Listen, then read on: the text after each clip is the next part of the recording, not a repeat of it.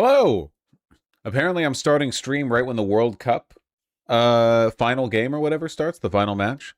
Yeah, I don't understand why people bring this to me. Do you guys go and watch the World Cup, and do you tell FIFA that they're starting their final match when I'm streaming?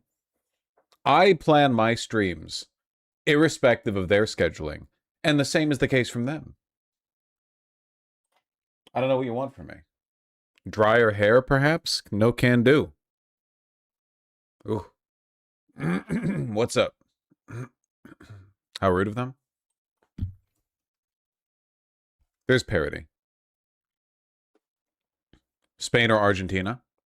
Obviously Spain. How are we doing? Quick stream today. Unfortunately, I woke up this morning with a just devastating headache. Real bad. Real bad. So that's not great. You know, gotta preserve my my neurons. 2-hour stream, maybe even less. We'll have to see. In the meantime, probably a good idea to do the politics, right? Maybe. Dog died, bird died. Yeah. You see the Odyssey as well? Spoilers. Oh, that was a good movie. Not great. Well, no. I'm being contrarian. It was a great movie. Not phenomenal, but great. Yes, sir. Excuse me. Agamemnon aura farmed? Oh my god, yeah. Fuck historical accuracy, dude. Just make everyone look like a goddamn space marine. Whoo! It's not as good as Oppenheimer, but still cinema. Not as good as Oppenheimer. Not as good as Oppenheimer. But also the same movie as Oppenheimer, if you think about it. You know? IMAX or no? Not IMAX, but I plan on rewatching it in IMAX. We have pseudo IMAX over here in Seattle. We don't have real IMAX. We have something close to it over at the Lincoln Square Theater.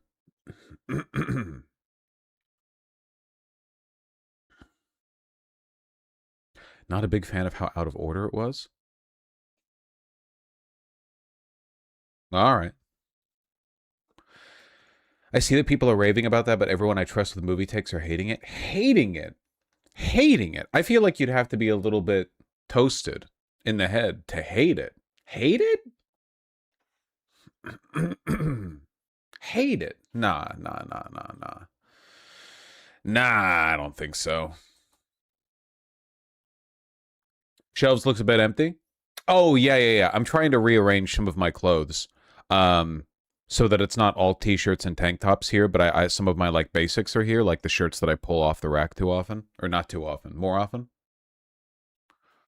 Every movie about ancient Greece isn't actually about ancient Greece. Odyssey, Troy doesn't even take place in the classical period. Okay, pedant. A lot of shit gets wrapped up in, we call a lot of shit Greek, okay? Technically, Alexander was Macedonian. Troy was in Turkey, but that's Greek. Basically, what are you gonna do? What's the nation in Odyssey? What's the nation? It's pre-Greek. What? Macedonia is part of Greece, not Macedonia. Okay, my partner's mad at me for suggesting that Macedonia isn't Greece. But what did they call him? Did they call him Alexander of Greece? No, they did not. Listen, all I'm saying is that a lot of shit gets wrapped up in Greece, which is a compliment because it means the cultural reach of Greece extends beyond its technical borders. Yes. Macedonian is closer to Bulgarian than Greek. I'll bring that up the next time I get a chance to irritate my partner. Thank you. The Ottomans invaded Istanbul as revenge for the Trojans. Lol. I don't think that's true. I don't think that's true. The Ottomans were like 2,000 years later.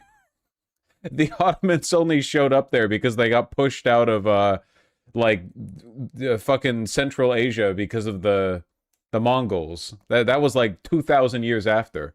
I don't think they knew about that shit. I think the Ottomans came over and they saw those ancient Greek, you know, fortresses, and they were like, damn, some crazy shit must have happened here, you know? It's like when you're playing Fortnite and the walls are closing in, and you show up at fucking Twisted Towers or whatever, and there's like 40 people's worth of loot on the ground, you know?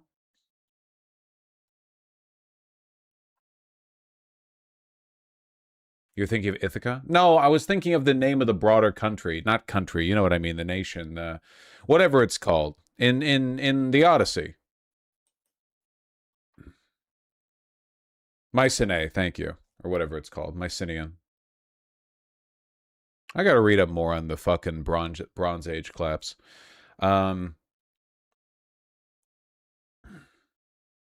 Macedonians weren't considered Greeks by neither Athenians nor Spartans. Yeah, okay, but that's because they just thought that they were the Greeks.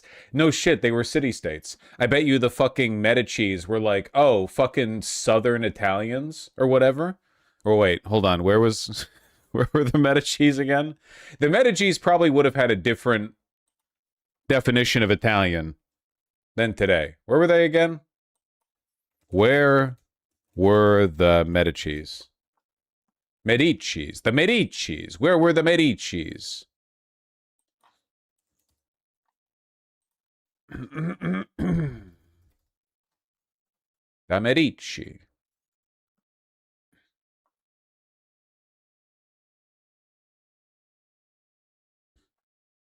Medici. Florence, north of Rome. Yeah, they probably would have thought Southern Italians weren't Italian either, you know?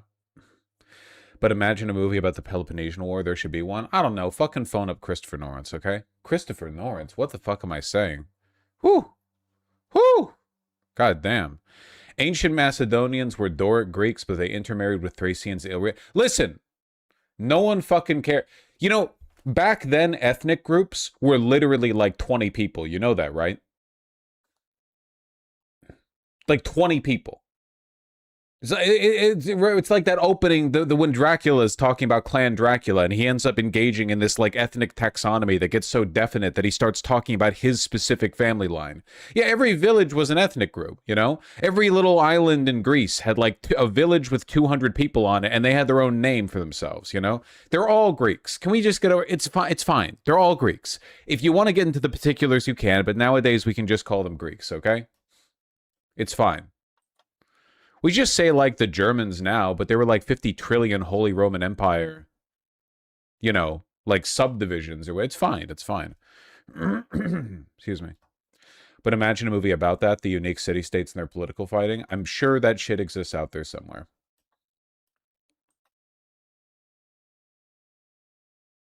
It doesn't? Okay, well, whatever.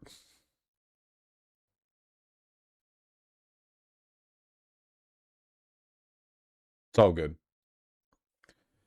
It'd be really dog shit. All the political disputes are insanely petty. Yeah, probably. So what were we talking about? Oh yeah, good movie. It's cool how it was woke. Everyone else agree it was woke? It was definitely woke. Woke-ass movie. It was really fucking funny how a bunch of post-Gamergate grifters were like hinging their reputations on the movie being bad because it had like women and black people in it. And Elliot Page or whatever. Like Elon Musk. That's a black screen. Speaking of race. Elon Musk was like genuinely posting about how it was going to be a flop. Excuse me.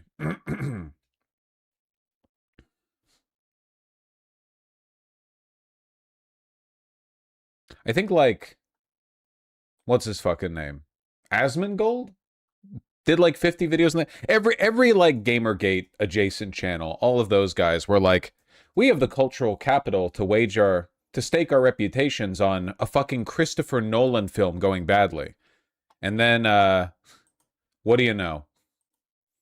Asmongold clip? Yeah, sure, why not? You have this is on Metacritic, so it has an 89 score based off of based off of critic reviews, and it has a 5.3 score based off of user reviews. 5.3 is fucking insane. That's crazy how bad it is. Oh my god.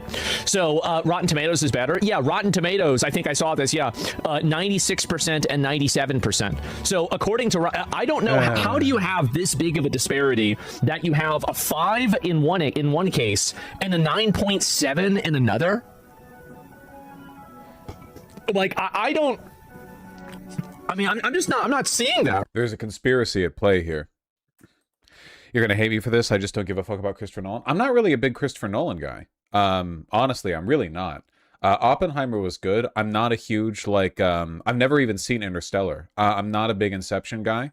I'm really not. Yeah, I did see this. Ben Shapiro correctly gendered Elliot Page, which is pretty wild, I guess. It's worth remembering, and Ben Shapiro's given the goat up on this a couple of times, that like transphobes have to force themselves to be transphobic. Like, there are so many examples of transphobic grifters correctly gendering a trans person and then going like, I doubt he even thought of it, you know? I like the Greek pantheon. Dog, the Greek pantheon wasn't even in the damn movie. We don't even know if Athena was fucking real or whatever. I mean, she was. Like, in the Odyssey, the Greek gods are real. But, like, they were barely there. Why wasn't there a scene where Zeus and Poseidon were like, yeah, fuck these guys, you know? That would have been cool.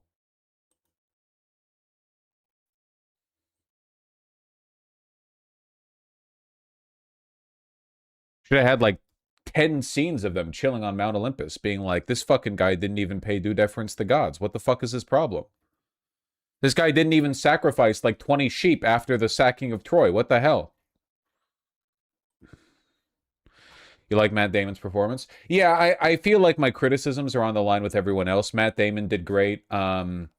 Why am I blanking the name? I don't know actors' names. I'm not fucking Northern Lion, much as I pretend sometimes.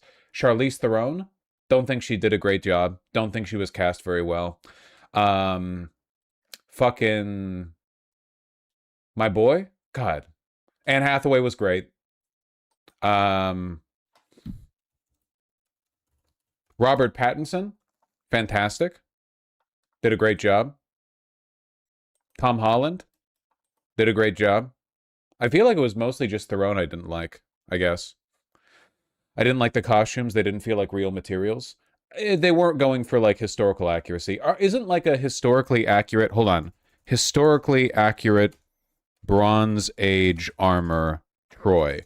Didn't they have, like, those gigantic, like, neck...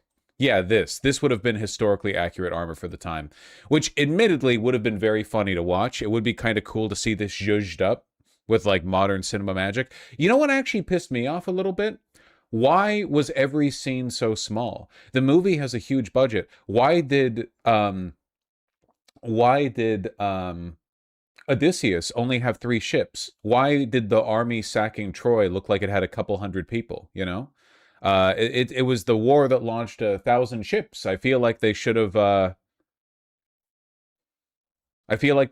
had some larger, like, panned out crowd shots. At any point, it was like only 100 people on screen, you know? It would have been nice to see a couple of, like, big, you know, the city of Troy had literally no colors. Dude, I'm so fucking tired of every movie being washed out. I'm so tired of it. I understand, like, washing out some scenes. You're trying to, like, portray the dismal, like, wreckage after the Battle of Troy. The world feels gray and hollow. You've broken the law of the god. Whatever, I get it, okay? But, like, dog, it's the fucking Mediterranean. You throw some blue and green in there. Are you kidding me? It's the place Israeli settlers go when they're not gunning down children. It's, like, beautiful, you know? Come on.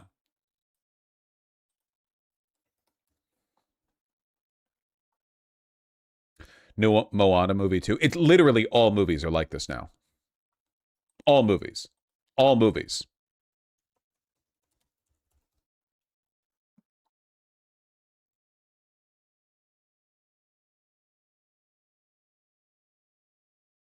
I'm trying to see if I can find that comparison shot that I saw between like behind the scenes, what the colors looked like with like to the eye when they were filming on location versus how it looked in the dang movie. Yeah, this is behind the scenes footage. This is not from the movie. But they did have, like, practical sets and stuff. Look at how much more colorful this shit is than the actual movie. Look at this! Look at this! Real life? The Odyssey. Real life? The Odyssey. I don't get it. What happened to color, man? I understand it's like a sad movie. Sad, remorseful? Pondering? Come on.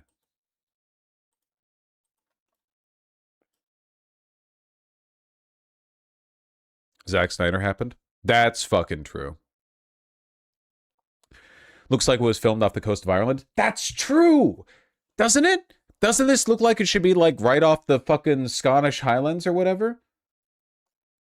You're in the Mediterranean, dog.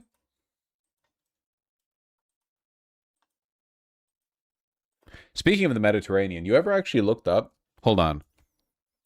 Odysseus journey map. You ever looked up how, like, bad he was at sailing or whatever? Great tactician, my ass. How the fuck do you get lost? Troy was literally like 100 miles from mainland Greece, you fucking idiot. Just follow the shore, dumbass. Jesus Christ. The gods sent me. Bro. Follow the land. Look at this shit, man. Troy's right over here, where my mouse is, and then Ithaca's over here. What are you talking about? Woo! Woo! It's crazy.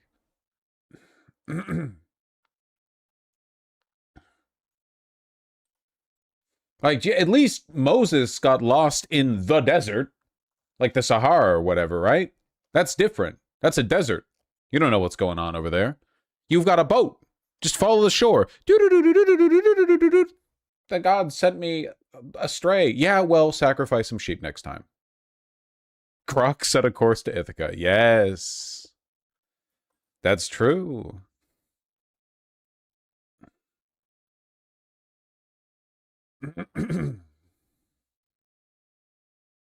Short stream, let's jump straight to politics. I mean, in fairness, this kind of is politics, right? Listen, anti-woke warriors are mad that the movie's doing well. Obviously, the movie was always going to do well.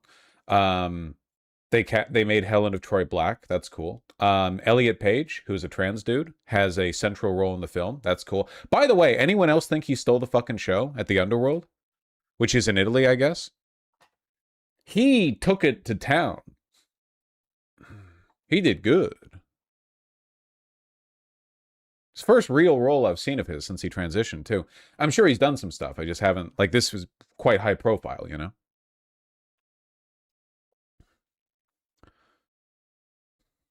What movie's this? The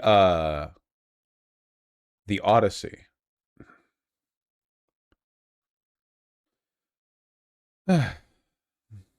Even better illustration of his journey being stupid. True! 3 hours by car to get from Ithaca to Troy and back. Are you fucking kidding me, man? It's literally like a straight line.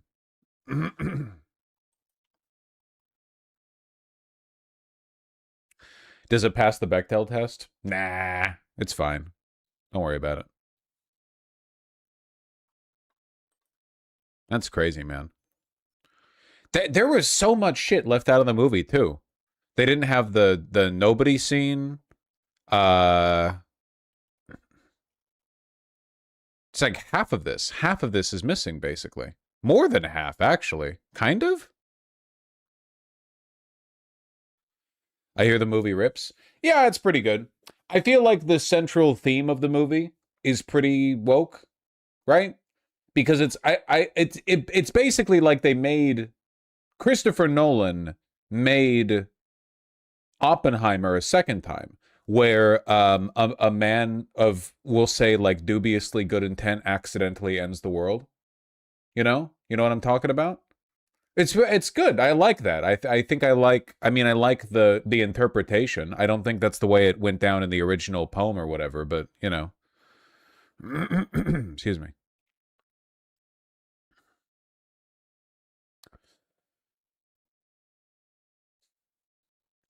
Are Patroclus and Achilles lovers in the movie? That's the Iliad, bucko. Wrong epic. Nolan said he didn't include the nobody scene because of... I did see Michael Knowles imply that Elliot Page had been cast as Achilles, though, which is really funny. Like, Michael Knowles isn't he's not stupid, but, like, I don't know, he had the horse blinders on or something. He watched Elliot Page get fucking one-shot by, by the Trojan scouts, and he was like, oh, yeah, that must be Achilles. Yeah, that's how Achilles died. He got one shot against the fucking Trojan horse. Idiot. Yeah, Achilles' #1 weakness, his entire body. Actually, apparently the whole Achilles was invulnerable except for his ankle thing only came about later. Spoilers, it's literally the foundational text of Western literature. It's 3,000 years old. We can't be doing this time.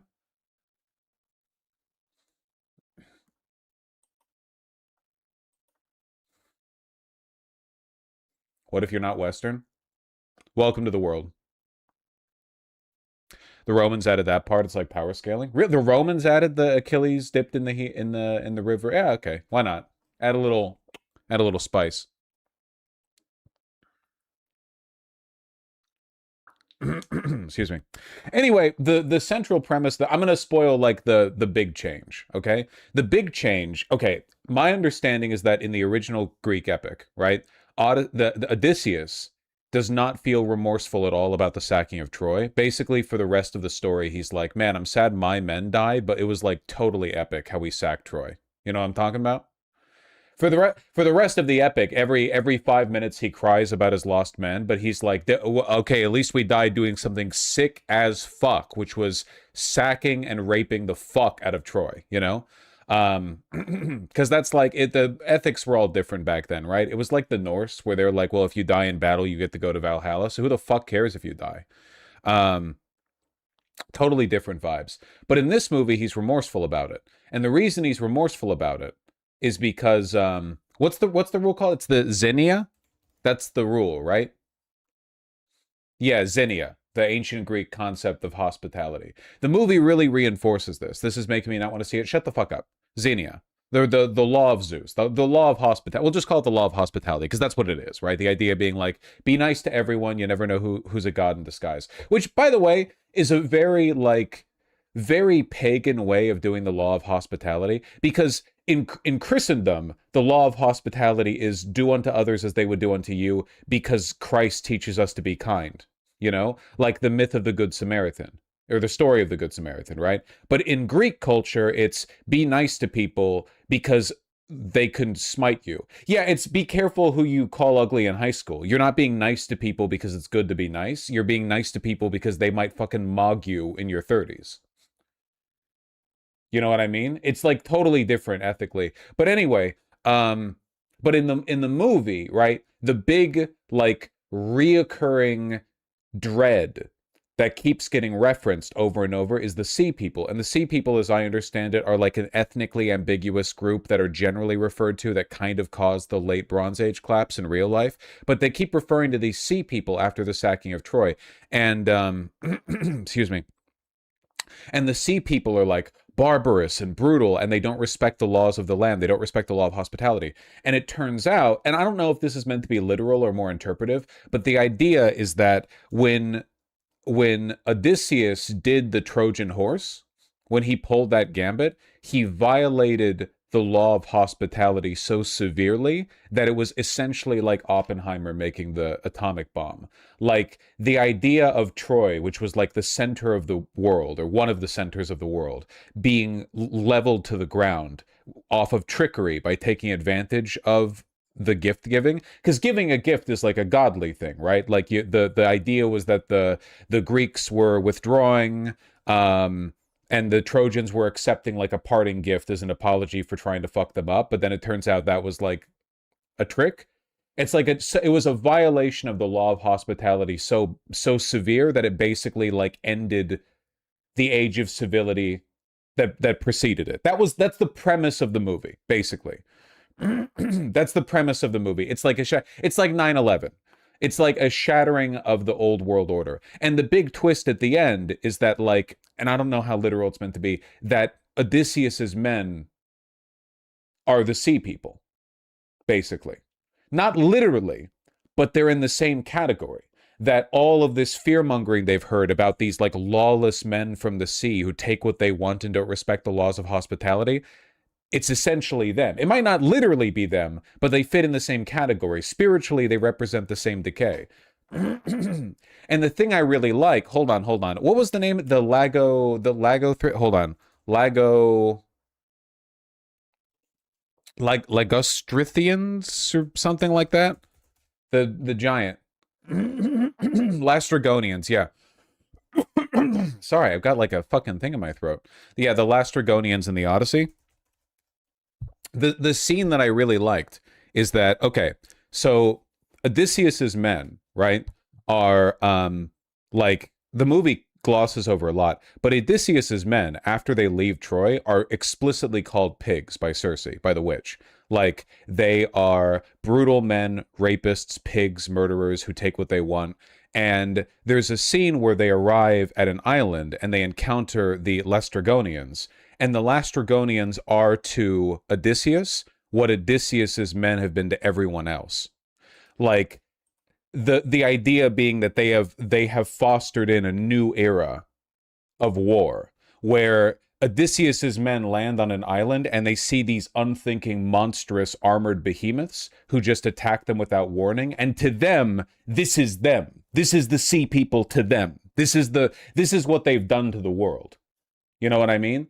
They've produced a world where you can just encounter like a horde of armored men who will disobey the laws of hospitality. That's the idea. It's that you're encountering like an ephemeral, because this happens right after they meet Circe. Circe's perspective is all of a sudden a bunch of armored men fucking show up and start taking your food. You know? It's the same thing. Basically, I guess the gist of it is like be nice to immigrants or whatever. I guess that's like the gist of it, yeah. It's kind of like the theme of the whole movie, you know? The idea that if you fail to treat foreigners with kindness, you will eventually become the threat you once saw in the foreigners. I feel like people are saying it's an anti-woke movie. I don't think that's true at all. I think it's a woke movie. Because the whole time Penelope is getting rizzed up by all these fuck-ass suitors, the suitors are the ones betraying the laws of hospitality the same way in the movie that Odysseus did, that Odysseus, by committing Bronze Age 9/11, invites the social decay that he was trying to stand against. He spiritually invoked the late Bronze Age collapse by doing horse 9/11. You know?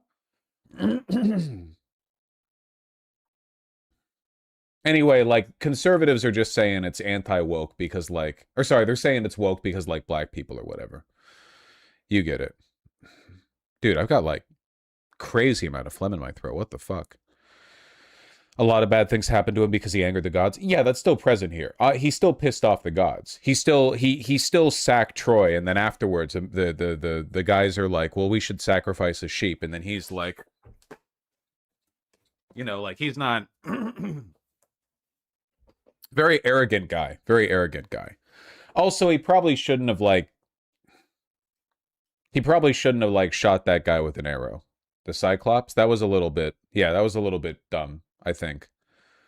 It's just a fucking 40-foot tall dude who can talk. Definitely not like the son of a deity. You know, like everything in Greek mythology. Every non-human in Greek mythology is like the distant descendant of a god. Even a lot of the humans are. What the fuck are you doing? Obviously it's Poseidon's son, you fucking nitwit. Ah, well.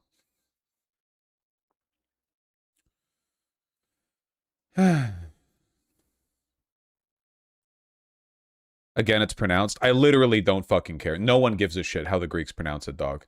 They can't even balance their fucking budget. You think they have the cultural sway to get me to pronounce their shit correctly? Fuck off.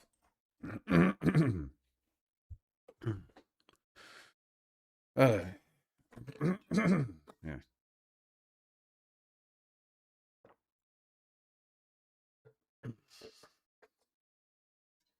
All right, what was I saying?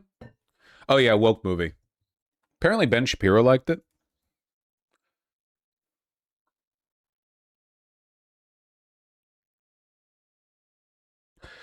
The Greek myth explanation for why people have different skin colors is that Apollo's son took control of the chariot and fucked it up and burned some people. Isn't that like everybody's explanation for why people are different colors? Everyone loves the kiln analogy or like the oven. You know what I mean? Excuse me.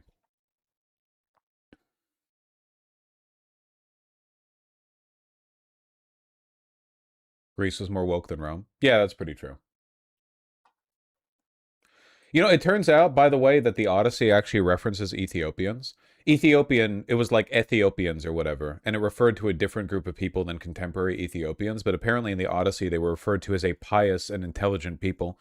Apparently they had, like, a feast with Poseidon or something. That's cool. It is kind of funny for conservatives to get outraged at the idea that black people would be in Greece, ancient Greece, when Greece is like 5 feet from Africa. You know? Like, it's literally right there. Like, he lands on it here. It's right here.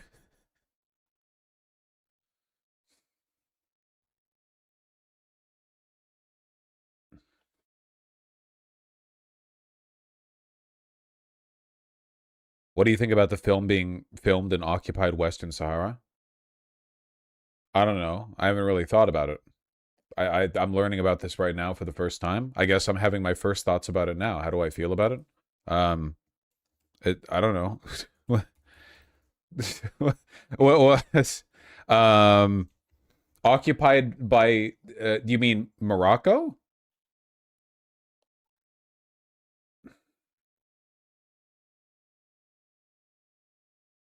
Is that what we're calling it? Are we calling Morocco occupied Western Sahara? I've only ever heard people say Morocco. Is that what we're calling it now? Is it like how people call the IDF the IOF?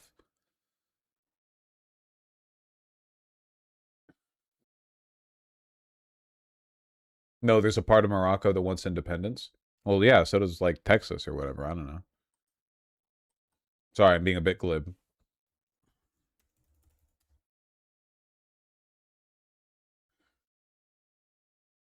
Alrighty, folks, the time has come. We are going to review the Odyssey. I saw it in IMAX, and I have many, many thoughts. This video is sponsored by our friends over at PDS Dev. Yeah? Okay. All right. I'm sorry. It's not... Don't worry about it. Of his people, and then he has to go, and he's there for 10 years, and then he's missing for another 7 years. All of that is stuff that he regrets. So he's racked by regret over the loss of his men, but as it turns out, he's also racked with regret over the end of the Trojan War itself. So one of the conceits of the film is that there is this rule that is essentially a biblical rule smuggled into Greek theology. Treat people as you would want. What?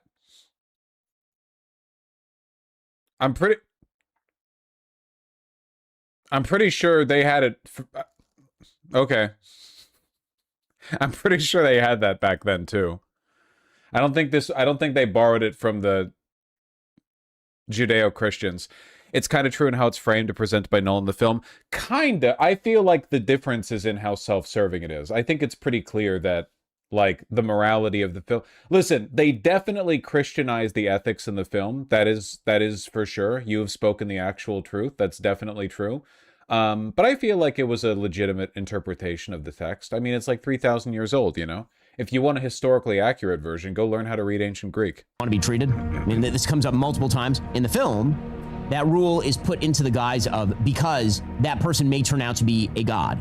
Right? Because if you're treating a person in a certain way, that person may turn out to be a god in disguise. It's called Zeus's law. They keep saying it over and over in the film. And so the basic idea is that Zeus's law was violated by offering a gift in order to get inside the walls of Troy, and then a slaughter was carried out. Essentially, a Holocaust of Troy was carried out. And so... Okay, bucko. Now who's misusing the term Holocaust? You're gonna say that shit about the Palestinians, but like Troy had like 10,000 people.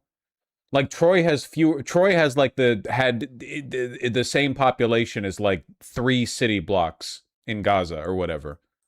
He has regrets over both the slaughter that was carried out, but mostly over his crucial role in violating Zeus's law, because he as a character is not someone who tends to fear the gods. He's not someone who tends to think that fate is in the hands of the gods. He's constantly rebelling against fate. As he's informed by one of the other characters, Athena, it turns out that actually he's not rebelling against fate as much as he's rebelling against human nature. In any case, because of those regrets, he is sort of sidetracked, and he has to learn that human nature is venal and greedy and bad, and that he's not in control of everything. But the idea also is... I'm not trying to review his review. It's a conservative analysis of art, so it's not good. I just thought it'd be funny to put Shapiro on. That's why you have things like Zeus's law, and when Zeus's law is violated, then it is very difficult to put back together. There's a threat that is sort of materialized into the script, that there are these sea people who you never see, who are violating all the laws of war, and they're going ashore in places like Ithaca in order to invade it, and they're not paying attention to any of Zeus's law. And it turns out that Odysseus believes that the reason why that's happening is because he violated Zeus's law, and now you've unleashed upon the world this violation of the natural order. Again, very conservative messaging. That once you violate the natural law, that has so unbelievably the opposite of a conservative point.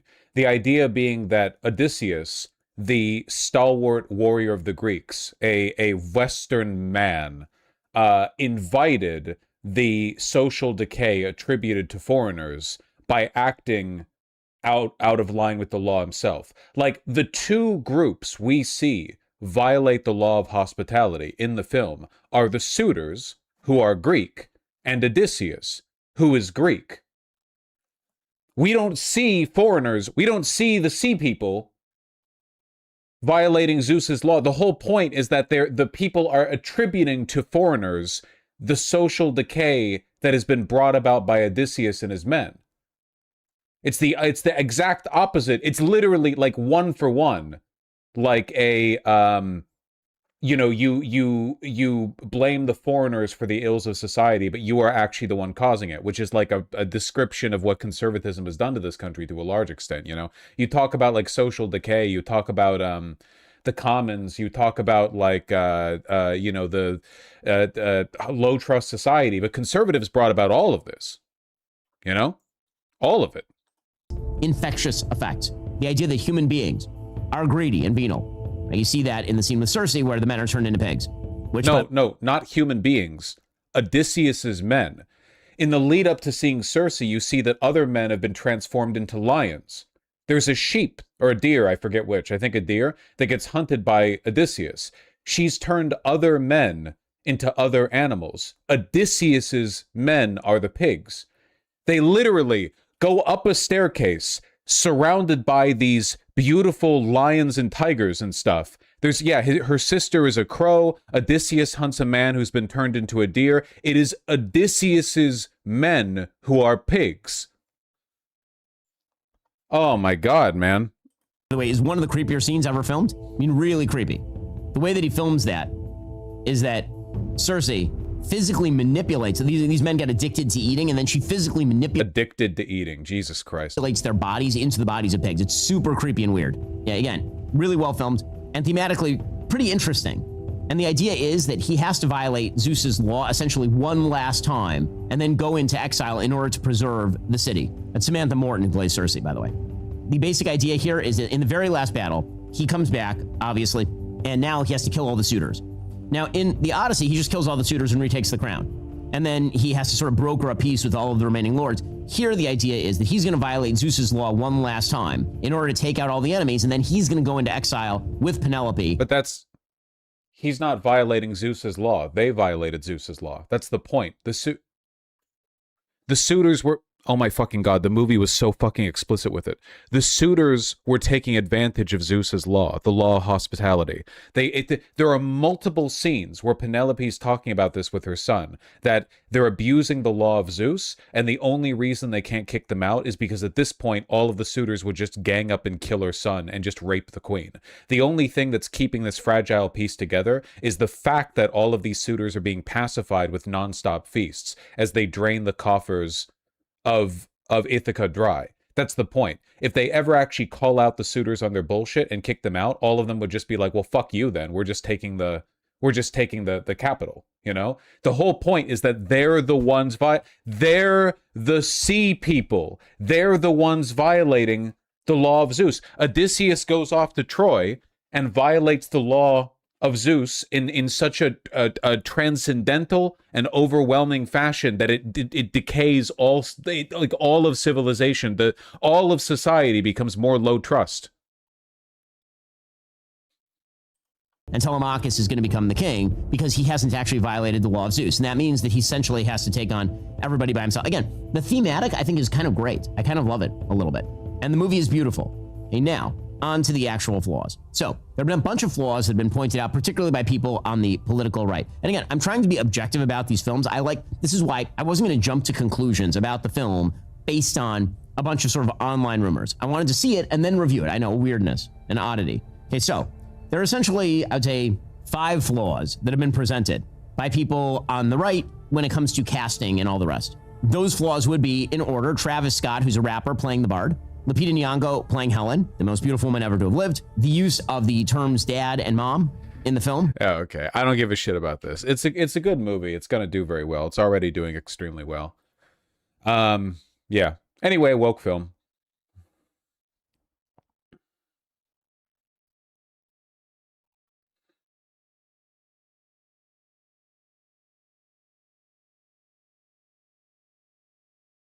Like the Westerner goes to an Arab household bit where they don't realize they're milking their host hospitality. I think a really interesting litmus test for people would be, do you think that Odysseus's men were violating the, or abusing the law of hospitality when they went into Circe's tent? Circe's like a lone woman, and 20 armored men show up, and they're like, hey, we need food. We're real hungry. Got any food?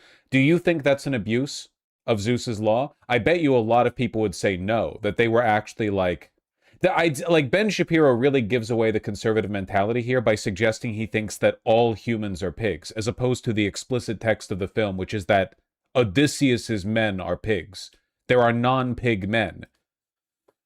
Well, whatever.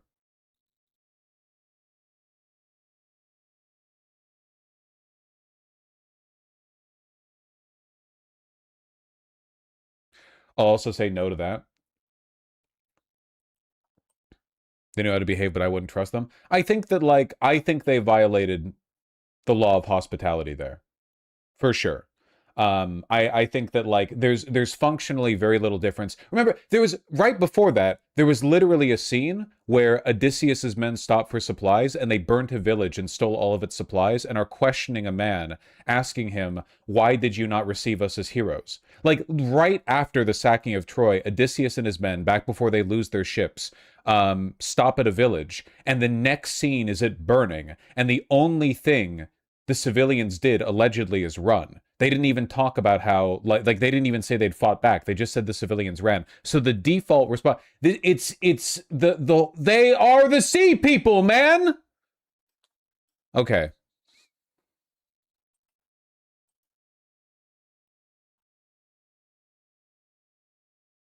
Woke. Odysseus. Destroys. Conservatives with facts and logic. Good luck, editors. All right, what else are we talking about? What are we doing? War keeps going on. U.S. lost some troops. Iran firing shots. Hit an air base in Jordan, apparently. That's pretty cool. Pretty fun, or whatever, I assume. Probably for the people firing the missiles, not for the people getting hit by them. That'd be my guess. I don't really know. I've never been hit by a missile. I assume it sucks.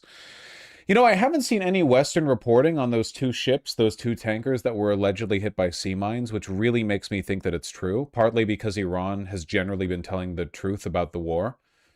My love, I actually disagree with you. I think they absolutely violated the law of hospitality there, 100%. I think that Odysseus's men would have just demanded more and more food and would have eventually just sacked her house for supplies.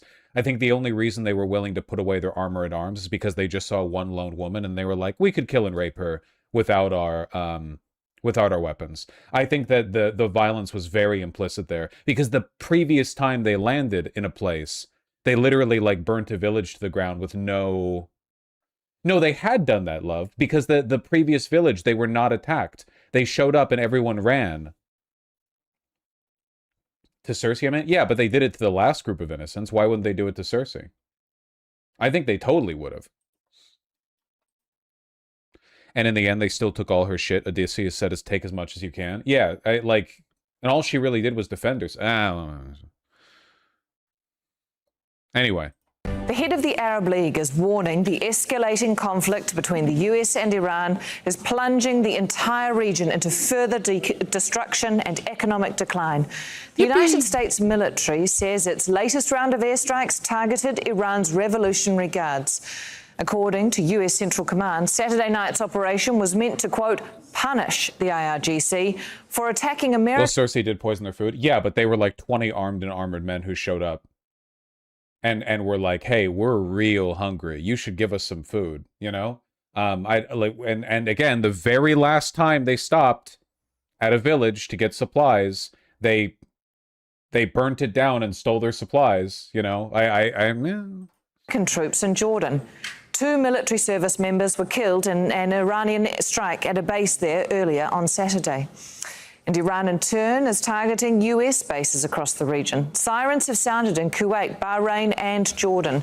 Kuwait's electricity ministry says power and water desalination plant has been attacked in 2 days. Iranian media is reporting the military has targeted US interests at 2 bases in Kuwait.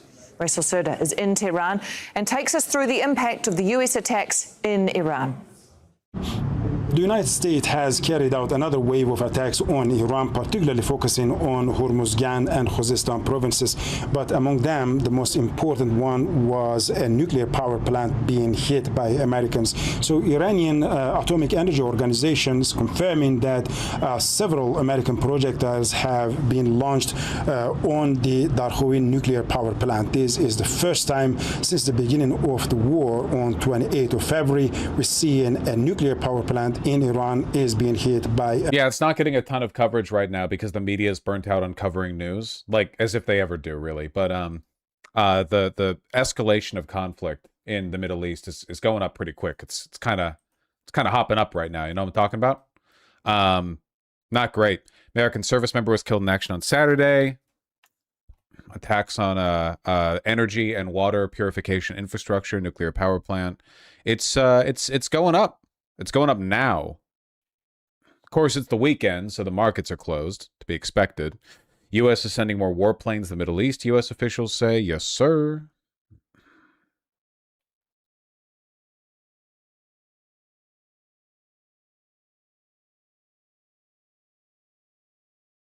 The UN nuclear watchdog said on Sunday it was seeking more info about what Iran said was an attack on the construction site of a planned nuclear power plant in Darkhovin in southwestern Iran.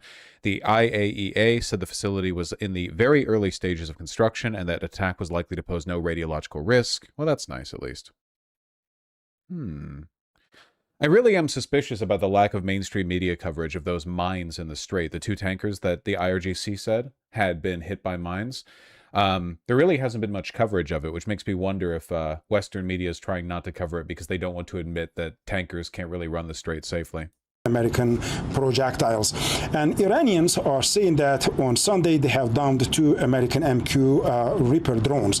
These are quite expensive and sophisticated drones that are being... Likely fake news? Maybe. I'd like more info on it. You'd think there'd be some Western sources debunking the claim. Like 2 tankers were hit? That's worth investigating, no? What tankers? Used both for surveillance and also for attacks.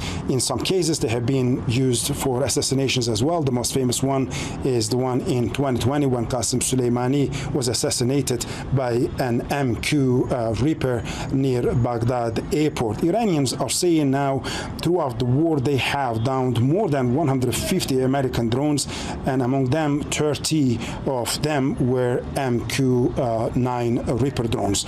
Then there is another statement coming from the IRGC regarding the Strait of Hormuz, the main source of the tension. So the IRGC saying that 2 ships that were attempting to pass through the Strait of Hormuz without authorization got involved in an accident. We do not know the nature of the accident, whether they hit the sea mines or something else happened. It's not clear. The statement. Okay, so we do know the tankers got hit then by what? This is from 3 hours ago. We have no more information? is a little bit vague, and also the IRGC saying the other two, they refuse to continue their journey. So at the end of the statement, there is quite a threatening language being used, and it says vessels that are influenced by the words of the American enemy and enter the unsafe route will certainly have an accident. It's not clear whether this is a threat or a warning, but in the same statement, IRGC is saying that not a drop of oil, gas, or chemical fertilizer. Yeah, I couldn't find anything in the mine-strucking tankers either. It's weird. It is very strange. Like, these tankers were deterred, but we don't know if it was a mine or not. It seems like something that the CENTCOM would be interested in disproving at the very least, because if there really are mines in the strait, and remember, this would be the first, like, real confirmation we have, the first targets hit by it, you'd think CENTCOM would immediately be like, this is an IRGC lie. I'm inclined to believe Iran's telling the truth over America, because America has lied about basically every single detail of the war. Like, every announcement out of America has been a lie. The only reason why there are tankers trying to run the strait without Iran's permission in the first place is because CENTCOM lied and said they deployed minesweeping ships and that they were protecting the ships running through. I'm inclined to believe that America's always lying, because so far the evidence really supports that case. Or that position. But yeah, I really don't know. I'd like more info on that. It would not surprise me if they had been hit by mines and CENTCOM was covering it up. Like, don't talk about it, you know? Not only were U.S. service members killed in Jordan, one was killed in Iraq. When is this from? Today? Oh, this just came out like 50 minutes ago. Dang. CENTCOM announced the passing of 2 U.S. service members and the missing status of one in Jordan following an Iranian attack on June 17th. Separately, another one was killed in northern Iraq in July 18th. Sorry, July 17th. Unexploded ordnance from a downed Iranian one-way attack drone. Huh. Pass through the Strait of Hormuz without coordination and permission with the Iranian authorities. Rasul Sardar, Al Jazeera, Tehran. Tearing up the memorandum missing it'll be interesting to see if pressure increases from members of Congress and the American people. This war is incredibly unpopular. The White House during the brief ceasefire was heralding the fact that gas prices were coming down while they're going to go back up again, and that is something that American people care very much about. And if the economy continues to feel unaffordable to the Jordanian military. Hours before this, the U.S. Embassy in Jordan put out a statement warning of what sounded like an imminent attack, and then a few hours later we had this. Earlier this morning, sirens sounded in Bahrain before authorities there said that the army thwarted missile and drone attacks launched by Iran. Kuwait also sustaining a wave of attacks that Iran described as a large-scale drone strike on a U.S. ammunition depot and air defense radar system. Emir, but quickly pivoting, according to statements issued by the Emir Dewan, to discussing regional developments and how to resurrect diplomacy and dialogue. They discussed the U.S.-Iran Memorandum of Understanding. We understand that they were also discussing... Fascinating. The real numbers suspected to be way worse. They're transporting several critical personnel to Germany who are probably dead in arrival. I assume you mean, like, number of U.S. soldiers dead. I think they've been hiding the death total for a while now.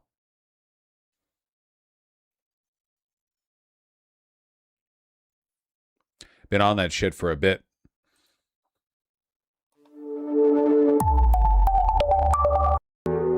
Intensified, so has the public anger over the continuation of these attacks. War is the tendency to kill people. Yeah, have you seen the Odyssey? It's true.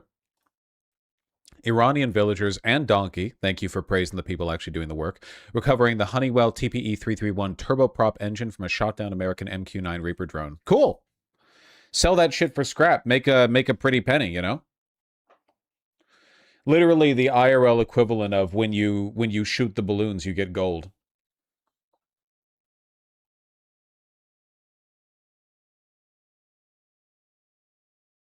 Hell yeah, Mr. Donkey.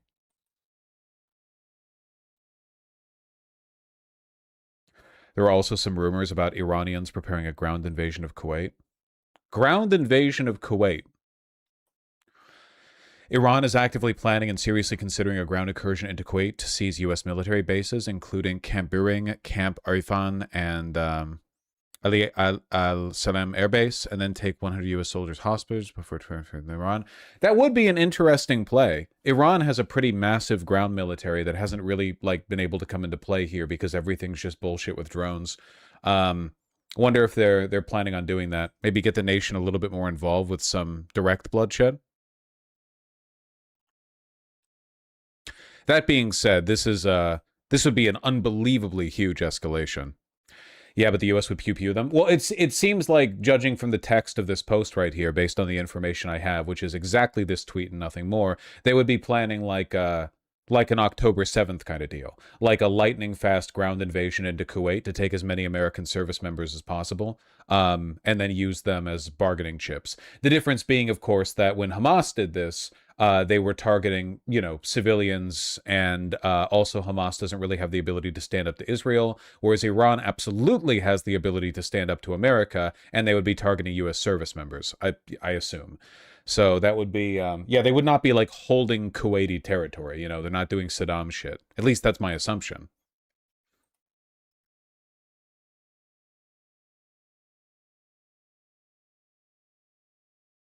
Wouldn't it be kind of hard to hide that? An invasion of Kuwait? Yeah, probably.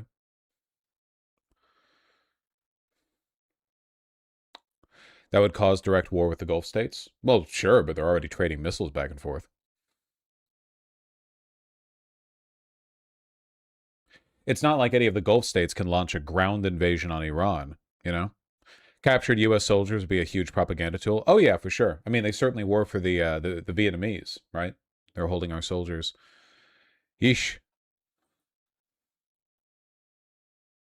I wonder. This would be huge.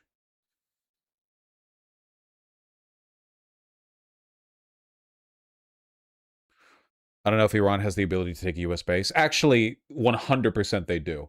Iran does have a pretty well-developed ground, like proper army, and these military bases have largely been destroyed and abandoned already. There's probably just a skeleton crew operating a lot of these. We peppered the fuck out of them.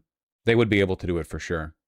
It might be bloody, but, they're probably willing to martyr themselves. Is there any more information on this? Iran invasion of Kuwait. This would be such a huge escalation. Does my Google search want to work? No, not Iraqi invasion of Kuwait. Iran invasion of Kuwait. Come on. Tools, anytime, past 24 hours. We peppered them? I'm sorry, the IRGC peppered them. My bad.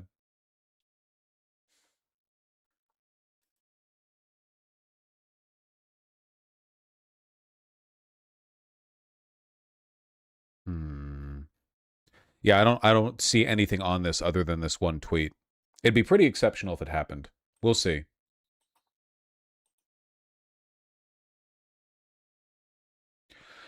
If they did that, the U.S. public opinion might change for boots on the ground. Maybe, but boots on the ground would be disastrous for America. It'd be really, really, really, really, really bad. Keep in mind, like, from Iran's perspective, this is going to go on indefinitely until you hurt America and or Israel badly enough that they stop, I think the worst case scenario for Iran would be if this draws out for years and years and years, where America and the Gulf states are able to negotiate some kind of, like, passage of petroleum products and natural gas in a way that, like, kind of holds up but not fully, and it's just like back and forth, months and months. Like, Iran would probably prefer to immediately escalate things because they can hold out an invasion. Iran is like 100% guaranteed to survive any direct invasion. There is nothing America, Israel, and the powers that be can do to, like, invade and hold Iran. It's basically like a trump card they have, That's not something that other countries can do to them, not successfully at least. It'd be disastrous for them.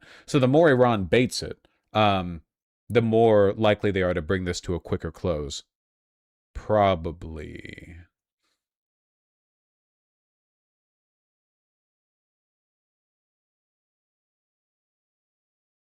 Yeah, Masaigo, I don't really know how the logistics of it would work. I can understand why they would want to do it, though. Like, it makes sense. If they could pull it off, I understand why they would want to pull it off,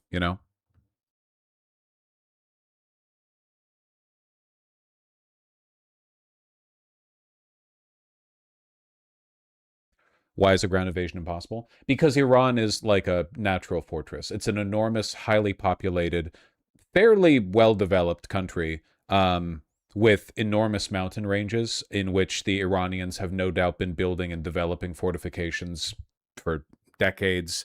There's just nothing. Ground invasions are very, very, very complicated. We prepared for like a year before the Gulf War and before the war in Iraq.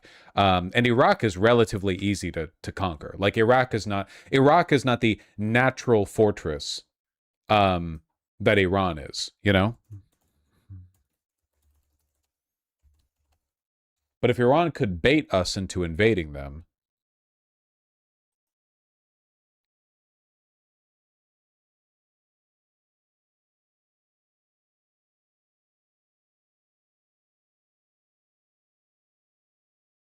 classic. I conquered Iraq twice last summer. Everyone has. Iraq is the flat part right here. Iran is the bumpy part. You get me. You understand.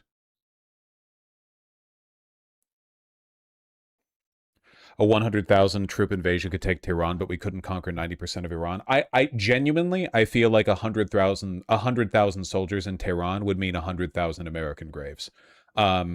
Like we've learned this from in nowadays, especially with the Ukraine war, holding cities is really difficult. Like Russia has a really, really hard time moving in on like villages with a couple thousand people. Tehran has a population of millions. The idea of like I don't even know if there's like a historical parallel to this. What would be a historical parallel to like Tehran is so much larger than Stalingrad? I'm trying to think, like, when was the last time you had a modern incursion on a city like that? Berlin? I mean, hold on. World War II, Berlin population. All time, wait, hold on, it's around 3 million by 1944, but we had dropped the population massively by the time we did the ground invasion. By the end of the war, around 1.7 million people had fled. I don't know if that could really happen. We don't have the time. Battle of Shanghai, and imagine how much harder it would be now too. Where would they even land? Like, where would they even stage that? Yeah, I don't know. I don't know. It's weird to think about.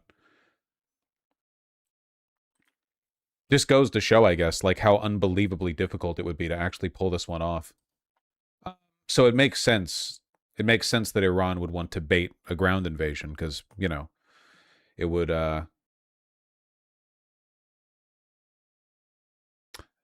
be unpopular. Ugh, pixels. Well, you get it. Where would you even stage an invasion of Tehran? I don't even...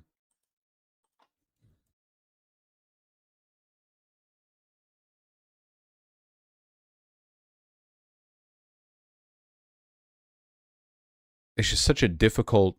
Like, you can't really stage it from Iraq. The largest army in Iraq is loyal to Iran. You couldn't really do it there. Also, all of our airways are bombed to fuck. Afghanistan with the Taliban? You think Afghanistan's gonna let us stage like a 500,000 man fucking coalition of the willing joint forces siege? You could probably do it from Turkey. Nah, dude, can you? Me on my way to Tehran, but the closest parking spot is in fucking Isindere or whatever. All right, guys, let's go. All right, everyone, over the mountains. Woo! Woo! Woo! Yeah, fuck that, dude. How about Azerbaijan? Dog, are we being fucking for real? Come on. That's just as far. Tehran's over here, buddy. Nah, I don't know how we could do it.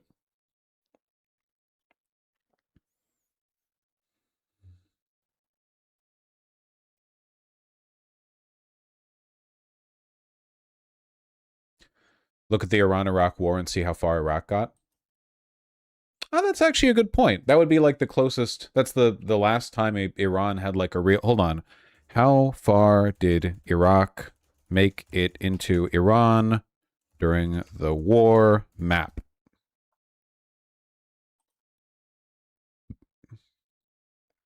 Not far. Not far at all. What the hell? They mostly just did bombing inland. All that blood, and they barely... Look at this! Iranian territories occupied by Iraq, 1980 to 1982, and it's like it's like thinner than the Donbass, proportional to the size of Iran. They never even got fucking close! Trench warfare moment? It wouldn't be better now, trust me. Trench warfare is back.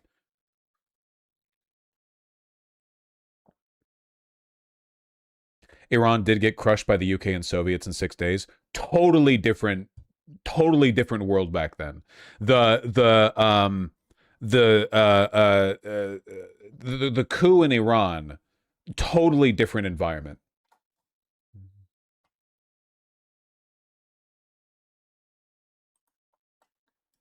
U.S. generals war-gamed an invasion of Tehran decades ago during Reagan. They calculated 250 to 670,000 losses for Tehran alone. Dang.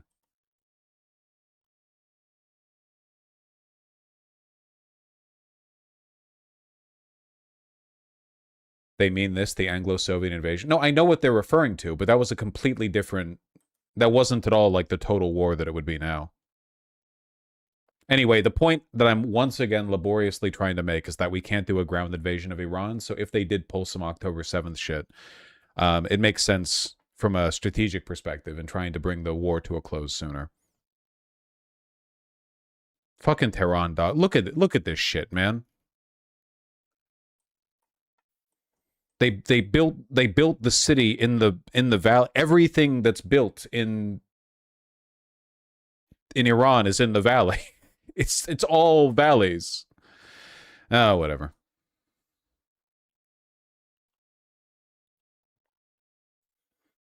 Do you think a well-planned Chinese invasion could be successful of Iran? No, I don't think Iran's invadable. Not really.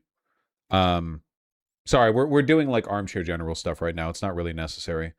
This is all like downstream of the fact that the war is heating up and the news isn't really covering it too much. Look at the picture that Wikipedia uses. Yeah, it's crazy. What a beautiful city. I hope to one day visit it under better geopolitical circumstances. Such an unbelievable natural fortress. Can you imagine trying to hold this? Just like imagine being like the first GI to paratroop in, and you look and like this is the territory you have to hold.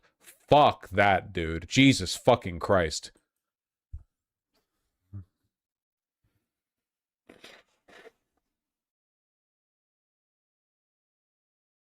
The mountains are speaking Farsi. The bricks are speaking Farsi. I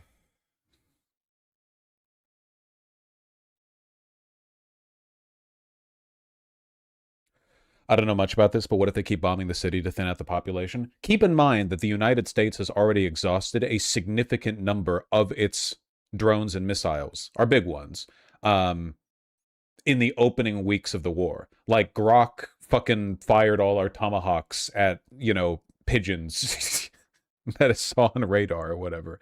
Like, I don't think... We can't afford it, man.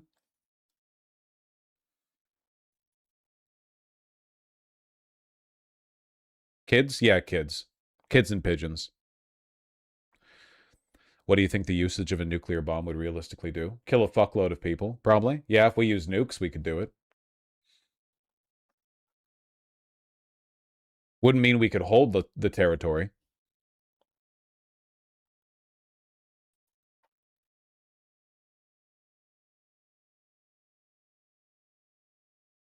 You realize there are major downsides to this topology, most notably holding a few mountain passes is sufficient to isolate various Iranian reasons. That is true, but I think that's where drone warfare comes in. Occupying enemy territory is getting harder and harder because of the mass production of drones. It's basically impossible. Like, it's like a Vietnam situation where if you're the occupying force, you're at a massive disadvantage because everyone always knows where you are because everyone around you hates you and is giving away your location 24/7. And now you can just, like, video game controller beep beep a bomb into the room of any building containing an American soldier. It's like the logistics of holding territory and dealing with insurgency has gotten so much worse for the occupying force over the past 20 years. It's gotten like monstrously bad. We had a hard time with Iraq and Afghanistan just because of IEDs. And if you think about it, IEDs are like 1/1000th the terror of a drone. An IED is literally like a civilian has cobbled together some bullshit and they're like piling dirt on the road to hide it or whatever. And that caused a lot of trouble for us. Like that legitimately put a huge wrench in our operations in Iraq and Afghanistan because like it's just difficult to hold territory. And that's like nothing compared to a drone. I genuinely think that if drones had existed, like in the sense that they do now, I mean, back in 2003, Iraq would have forced us out much sooner. Maybe Saddam Hussein wasn't very popular. Maybe a better way of putting it would be like if Saddam Hussein had the support of the population that the not the Iranian government. I'm sorry, I don't want to speak ill here because if I do, people in the Reddit are going to get mad at me. It's not that the people in Iran like their government. They don't. It's that the people in Iran legitimately hate us and do not see us as a liberatory force. Like, to an extent, the people of Iraq, for at least for a time, kind of understood us. Not all of them, obviously, but some of them, enough of them, were happy about Saddam's downfall, that there was a bit of like a, you know, sort of empathy buffer we got, a little bit of a hearts and minds victory, at least for a bit. But we basically exhausted that with Iran. You know, the fact that our opening move in the war was incinerating 150 schoolgirls was probably not a great way to endear ourselves to the population. It'd be another thing entirely if the Iranian people were like sympathetic to us, but that's not happening.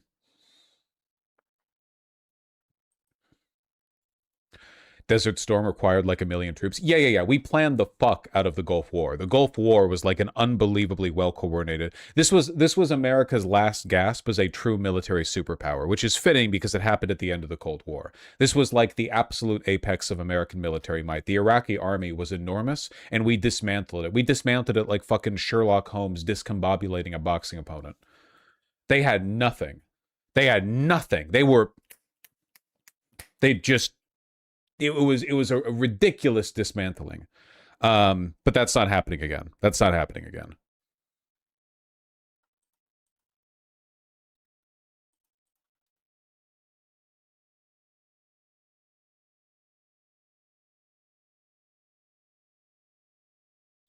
Most Iranians are ideologically reformists as per election results. Yes, but that does not mean they would be willing to accept like an American invasion of Iran, you know, like no, the sentiment that America might represent some kind of like liberatory force in Iran is definitely gone by now. Maybe there's some alternate timeline where we could have been seen as a liberatory force if we had played our cards much better. But obviously that's not how it panned out.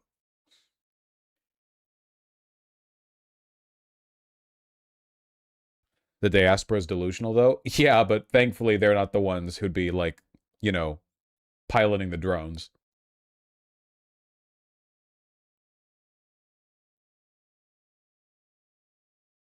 All right, dial it back, dial it back.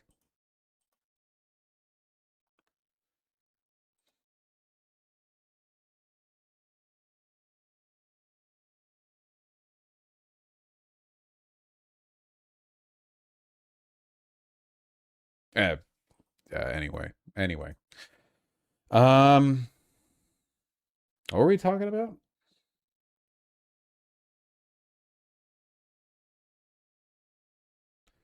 The war is continuing to get worse.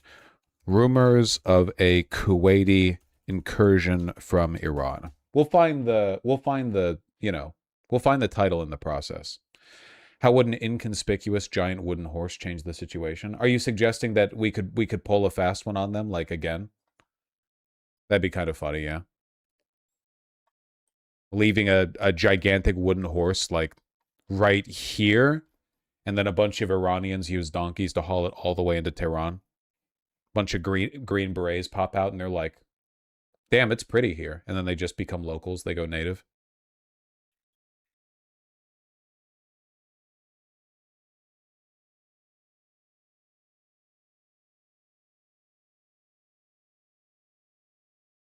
What a beautiful strip of green, huh? It's one of my favorite features of Iran, the fact that most of it is like pretty harsh looking mountainous desert, you know, and then you get right up here, right against the Caspian Sea, and it's like the greenest green in the region, like of the entire Middle East, basically, or anything like here, it's the greenest green, you know. You have to get like over here into the Himalayas to see it. Most of Iran's not desert. No, it's not desert. It's like the Rocky Highlands kind of. You know what I'm talking about. It's not desert. Like the stuff grows out here. See? It's not quite as barren as it looks from the map, you know? Like there's the palm trees and it's all Utah. No, it's not like Utah. Utah's more deserty, you know? It's very beautiful. Look at that.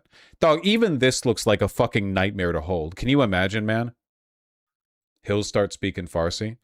Bunch of GIs drop into this, and it's like fucking snipers hidden behind every rock nearby. Just not a friendly. Meanwhile, me invading Iraq. Let me just pick like any fucking part of Iraq. Oh. Well, this is a shitty fucking picture. Come on, I'm doing a bit here. Flat. What the hell is this picture? Ah, whatever.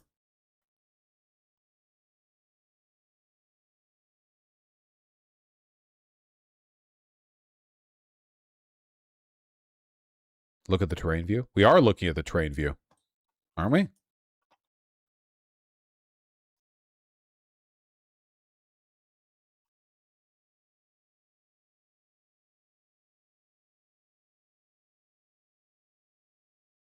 No, there's a different terrain view. Ooh, fish.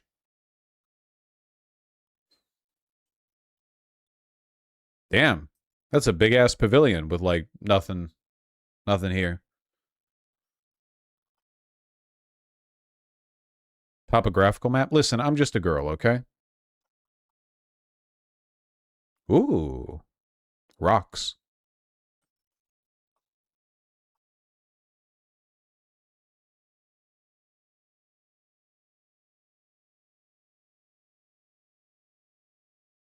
There's the greenery. Damn, that looks like the PNW. Look at that.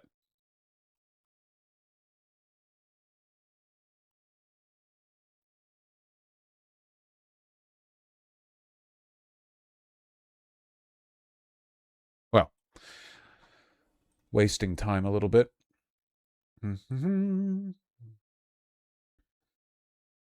Update. Troy Jackson has been chosen to replace Graham Plattner. Huge dub. Thanks to a pretty sizable opening lead from him, and in addition, like a lot of support, he basically overwhelmingly sweeped it. I think the vote in favor for him was like, it wasn't even close to being close. Let me see if I can find the vote total here. Troy Jackson. Looking. Yeah, here we go. It's just an overwhelming sweep for him. Yeah, the Battle of Troy, the one that mattered. Thank you. Just everyone picked him, which is great. You know, he's got a real chance of beating Collins. It's a little bit tight right now, but considering the lack of name recognition relative to Graham Plattner, I mean, he just started running. You know, really, really, really good news. New main character? Yes, sir. Here, hold on. Let me find the vid. Troy Jackson.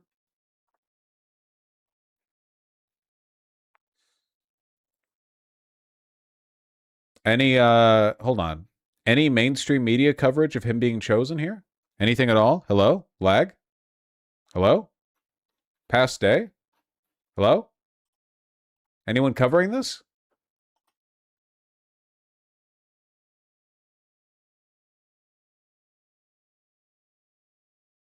I actually don't see like any mainstream coverage of him winning the delegation pick. I see one from Bangor Daily News, which is a re-upload of a CNN clip.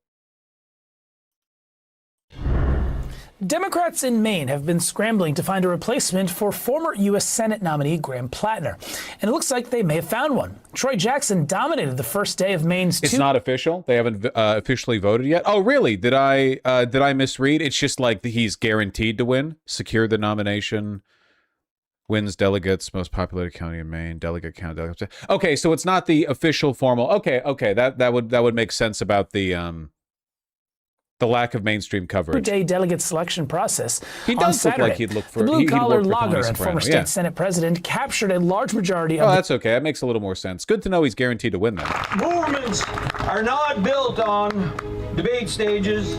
They're built in union halls. They're built at kitchen tables, on picket lines, and conversations with neighbors.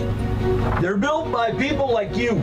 Is it good news? I thought none of this mattered and that it was smart to repeatedly tell your audience of young leftist men that electoralism is dead 4 months before a critical midterm. I understand your desire to make a point, an incorrect one in this respect because you've strawmanned my position, but like, to let you know, it does come across as a little bit desperate when you walk into a convo with that big of a chip on your shoulder. You know what I mean?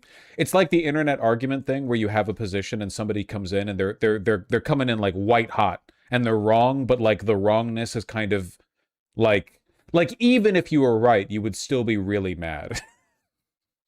Which is, you know what I'm talking about? But like the wrongness amplifies it. I never said electoralism doesn't matter, you goofball, you silly Billy. I'm running for the logger in Allagash who does not think that anyone in Washington knows about them. I'm running for the nurse that's working another double shift because their hospital's understaffed. And all the while, billionaires and massive corporations are making record profits, buying influence in Washington. You do play it fast and loose with the "it's so over, we're so back." I mean, you know, it is true that it's so over and we're so back, right? That remains the case. I think a consistent and good faith reading of my position makes what I believe very, very clear. You know, like I don't think it's that ambiguous. And telling the rest of us that there's I've just defended the nothing that we can importance do. of electoral participation many times. For an everyday working class person to actually be able to lead and get the things that we wanted forever. And I'm so excited to stand with all of you. Thank you. God bless all of you. And let's get to work and win this damn thing.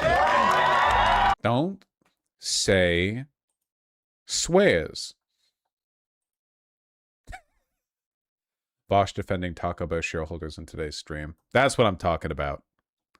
That's what I'm talking about. If they have anyone, you know that I've got them.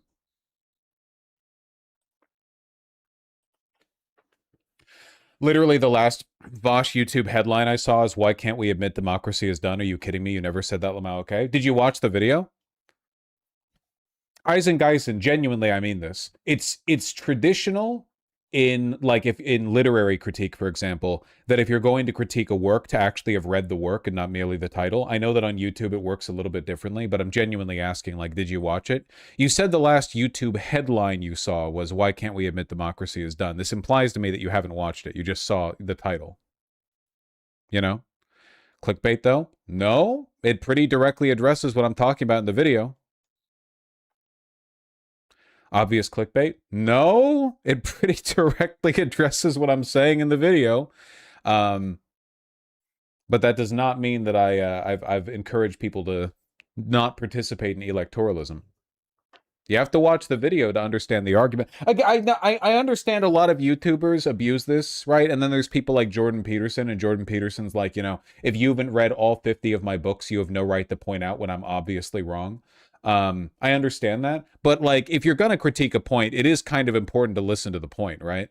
You're not that busy, are you? What's your day-to-day life like that you have the time to critique a point, but not to like hear the point you're critiquing? Wouldn't it be better to just stay out like entirely then, you know? It can address what's in the video and still be clickbait. Okay, I don't know what we mean by clickbait then. Maybe the definition's a little bit different in my head. I don't know. If the title describes a position that I have and also the content of the segment, I'm not entirely sure what we mean by clickbait then. Maybe the definition of clickbait feels a little bit like ephemeral to me, maybe. Little fluctuating, I think. Well, yeah, Masaigu, but you're a filthy liberal.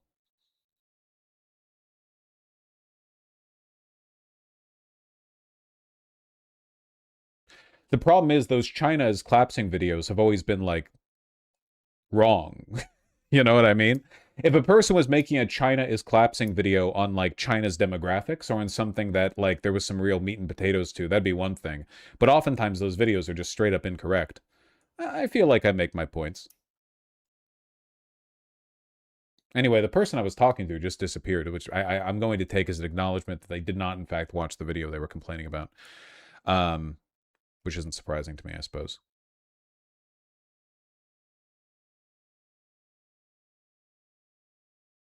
Coward. Honestly. I wonder how the YouTube comment reception is to that one as well. I feel like that was a pretty spicy video. Not to suggest that it's incorrect, I just feel like it was a bit spicy.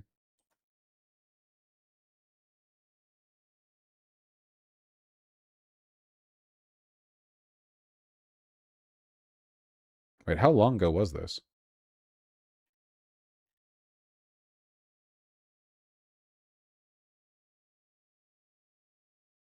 Wait, when was that? I don't even see a title with that. Am I blind? Iranian MAGA turning Trump if you're feeling helpless. Yeah, I don't even know what it is. I guess the title changed.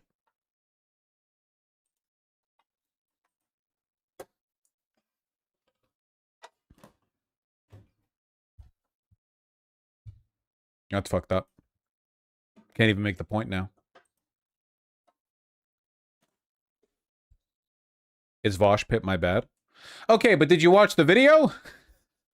It's a 30-minute video that came out an hour ago, lol. No, I haven't watched the entire thing. Oh, well, I don't know when it came out. I streamed it like a couple days ago. The editors manage the channel releases.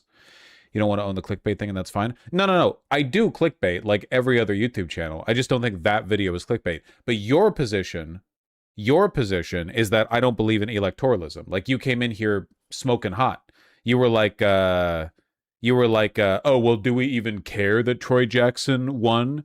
Is winning the selection to replace Graham Platter? Which, like, of course I do. I've covered it multiple times. You were the one who came in with the position you were fronting, right? I have no idea what that video that you haven't watched has to do with my support for Troy Jackson. You should watch the video. Good content, I think. Don't entirely remember what the initial subject was. Something about how democracy doesn't work these days or whatever type shit. I don't know. You get me. I feel like a hangnail. I've had a hangnail problem with my left index finger lately. It's being very annoying. I feel like I fix it, and then it doesn't fix it.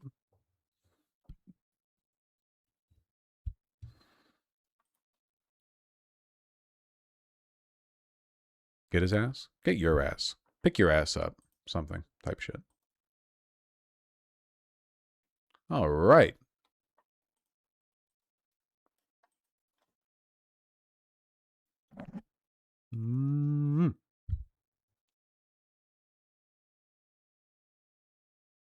Imagine if it was a Thermia video or something. That would be a little bit funny.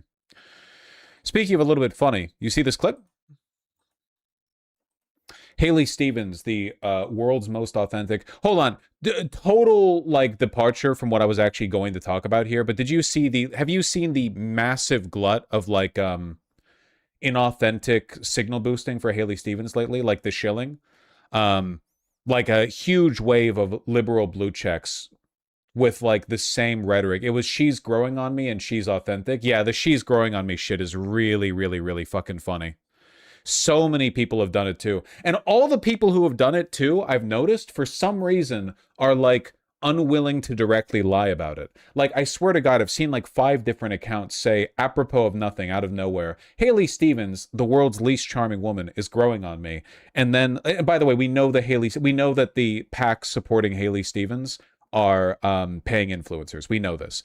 So we know that this is, like, a thing that's being bought out. But then, like, rather than just lying and say they weren't paid to make those posts, they're like, do you really think I'd do that? But then not actually answer it. It's like they're afraid they're going to get in trouble for lying or something. You know what I mean? You know what I'm talking about? You're like, oh, wow, I guess the check cleared. And then they're like, wow, you really think I would do that? And then everyone answers yes, but they never explicitly say, no, I didn't do that. Yeah. I get you. These people never met a psyop they didn't like.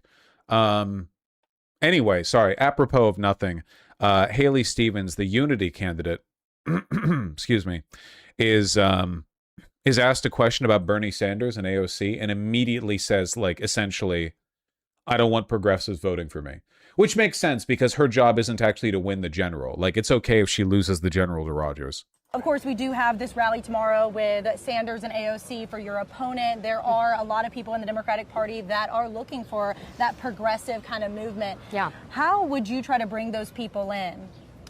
I'm just curious if, you know, Mr. Sanders is... My point is that spamming defeatist sentiment 4 months before midterm that's critical to stopping the bleeding is probably unwise. A couple of pointers, really important. First of all, I don't think the midterm is critical to stopping the bleeding at all. I think that by and large, the processes that are bringing about the end of the country are happening no matter what. So I just flatly don't believe that. Second of all, I'm still an advocate for electoralism in the sense that it's important to have candidates who can direct the blame for the downfall appropriately. I've said that many times, you know? But the idea that I'm somehow like dampening support for these candidates by covering them and encouraging people to vote for them, I just don't think that makes any sense. What it seems to me like what you're advocating for is like enthusiasm uninformed by reality, or like an insincere analysis. Like I'm not supposed to say or acknowledge the fact that it's all over when it is. But that just seems like lying to me. I think if I never heard the word electoralism out of a leftist creator's mouth again, I'd be happy. So you just don't like things that make you sad. Okay, that kind of gives the game away a little bit, don't you think? You just don't like fundamental systemic critique. Like you want to, yeah, it's kind of a shut up and dribble bit, but you don't want to acknowledge that there might be some kind of fundamental problem here. You know what I'm talking about? Nah, it's okay. That's all right. I'll still drink that garbage. Willing to acknowledge the great work that I did alongside President Obama on the auto rescue. You know, he had just himself gotten into the United States Senate, and I don't remember him being around for the auto rescue, but I certainly remember our sleeves being rolled up to save the 200,000 Michigan jobs, to stand up for working people and to do the right thing. And I'm also really proud of the record that I have. You know, I have been recognized as the most effective lawmaker for Michigan because I write laws and I pass laws and I make a difference. You know, I'm not in the complaining class of pointing fingers. I'm in the class of winning tough elections. Doug, you're literally picking fights right now. Of making sure someone like Mike Rogers in the state of Michigan here, this is a toss-up race. It is not a guarantee. And this is why it's frankly been so important that, you know, we go through a rigorous Democratic nominating process. We haven't seen Mike Rogers campaigning, but we have heard him saying that he wants to go to the U.S. Senate to rubber stamp Trump. He's not going to rubber stamp Michigan. He's not going to stand up for us when tariffs are wreaking havoc on our pocketbooks and our small businesses. He's not going to... It's crazy that Mamdani has been directly asked, do you think that the Democratic Party has room for moderates and or Zionists? And he said unambiguously yes many, many times. But Haley Stevens is essentially asked, like, even an adjacent question about Bernie Sanders, and her immediate answer is like, fuck him, you know? Almost like she's not trying to win. Of course, we do have this rally tomorrow with Sanders and AOC for your opponent. There are a lot of people in the Democratic Party that are looking for that progressive kind of movement. Yeah. How would you try to bring those people in? I wouldn't. I would simply not. I'm just curious if... you know, Mr. Sanders is willing to acknowledge the great work that I did. This is, it's such a non-answer, you know what I mean? It's not like, it's a crazy answer. It's an answer from a person who doesn't actually believe in campaigning, whose entire campaign and whose, you know, career in the House has been propped up by outsider spending. You know what I mean? So explain to me, why should Bernie Sanders or AOC supporters vote for you? And her answer effectively is like, well, don't then, you know? Same shit. What's that bitch's name? Fuck, I'm blanking. Was it in Colorado? Who said, if you want to cast a vote based on Palestine, don't vote for me? DeGette. Yeah.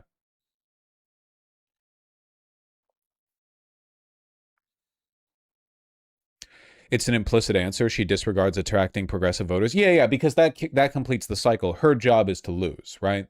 Even if she wins, she loses. So she wants to attack progressives because her goal is for progressives to not vote for her. And if progressives don't vote for her, you get to have another, like, you know, 2 years of insincere, well, it's actually the left holding the party back bullshit. Like, she deliberately tries to underperform with these demographics so she can blame them if she loses. Which, funnily enough, if you think about it, might kind of be a contributing factor in the whole democracy is over thing, you know? If you have elected representatives who are backed up by so much money from special interests that they don't care if they win or not, it seems like kind of a foundational problem a little bit, in my humble opinion, you know? Like, if you're not even trying to win, it's not good. Not great. Well, anyway. We haven't seen Mike Rogers campaigning, but we have heard him saying that he wants to go to the U.S. Senate to rubber stamp Trump. He's not going to rubber stamp Michigan. He's not going to stand up for us when tariffs are wreaking havoc on our pocketbooks and our small businesses. He's not going to stand up when people are getting kicked off their health care and their utility bills just continue to go up and the billionaire class gets to run away with everything while we all pay more. He's not partnered with my friend Joe LaRussa, you know, who's not even in necessarily a partisan role. But I work with my local leaders to... So if Abdul kicks her ass in the polls, is she still going to fly this kite? Well, the funding that is backing her, the base of her power is going to effortlessly shift over to Rogers because her money comes from AIPAC, and AIPAC supports Rogers. It's one of the reasons why it's probably not good for both sides of the aisle to be funded by the same people a little bit, you know? And if she wins, it doesn't really matter whether she or Rogers wins, right? Like, same shit either way. Marginally more responsible stewardship of the empire doesn't necessarily, you know, doesn't really fix the problems we're having right now. Not good. Not great. Is Haley Stevens trying to lose? Question mark. The real answer, the real red pill, is that it doesn't matter.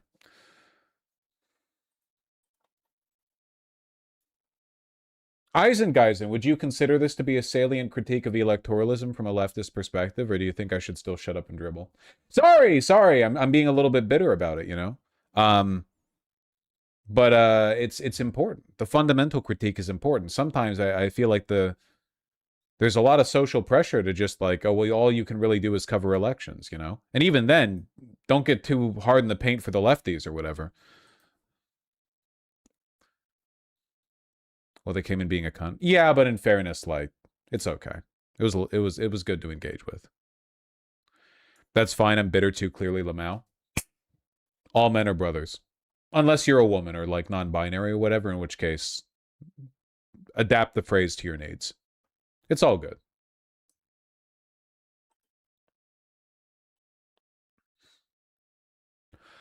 Wouldn't it be better for Rogers to win over her so she doesn't become entrenched? I've got good news. A Senate seat, you hold it for 6 years. 6 years from now, we're going to live in a very different world. Won't matter by then.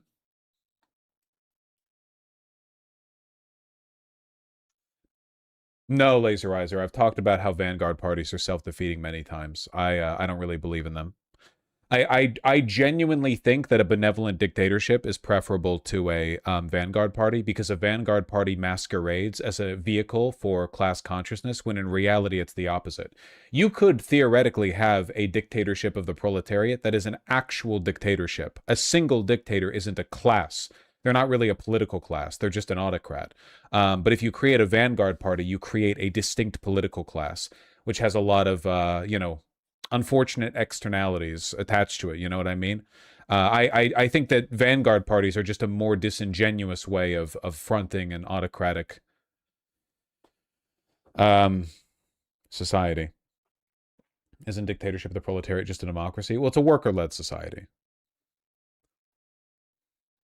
What causes the circumstances of a benevolent dictatorship? There's not many examples of it, but Vanguard parties tend to turn out pretty badly too. Tito, maybe? I don't know. Tito, maybe? I don't know. It's fine. Don't worry about it.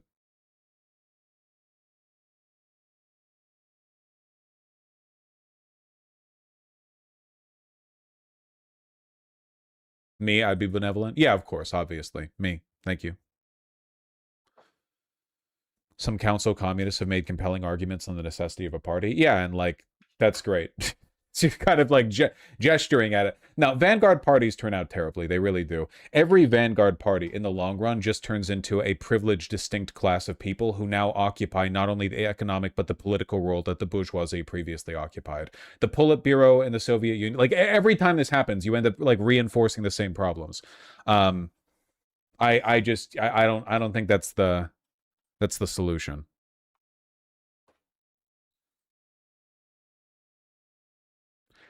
A party's different from a Vanguard party? Yes, there's a lot of particular ways it can plan out. I'm just talking about Vanguard parties.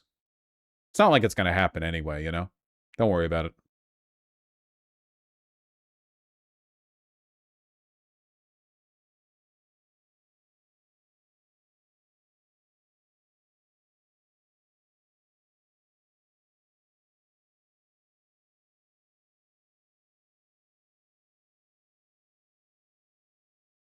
Yes. Trump shifts his tone on Jimmy Carter while grappling with Iran. Okay. Guess they're both in a little bit of a snafu with the formerly Persian state. Tate brothers. You guys hear about this? They finally got him. This time for realsies, it seems. After a whole bunch of bullshit cases that got held up or canceled for various reasons, they've been arrested for extradition to the UK.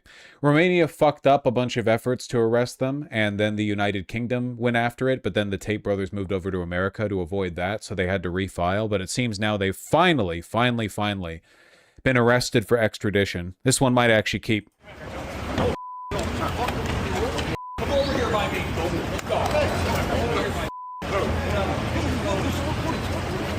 Ought to arrest him for looking like that. What are those pants? It's...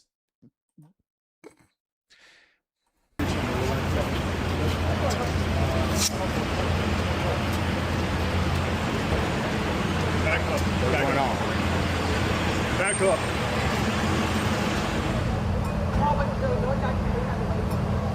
I can't believe how he looks. How's the BBC News covering this? Gleefully, I assume. The British boxers turned social media influencers Andrew Tate and his brother Tristan have been arrested in the United States. It's in connection with a UK police investigation into a number of alleged... Is there a way to call someone gay as an insult while still being an ally? I think that the underlying tendency you're critiquing here is that over time, performative chauvinists have shifted away from traditional misogyny, or maybe not traditional misogyny, that's not the right term. People like the Tate brothers used to be intertwined in the lives of women. That was their job. But now they are purely homosexual. Sorry, not homosexual, homosocial and asexual.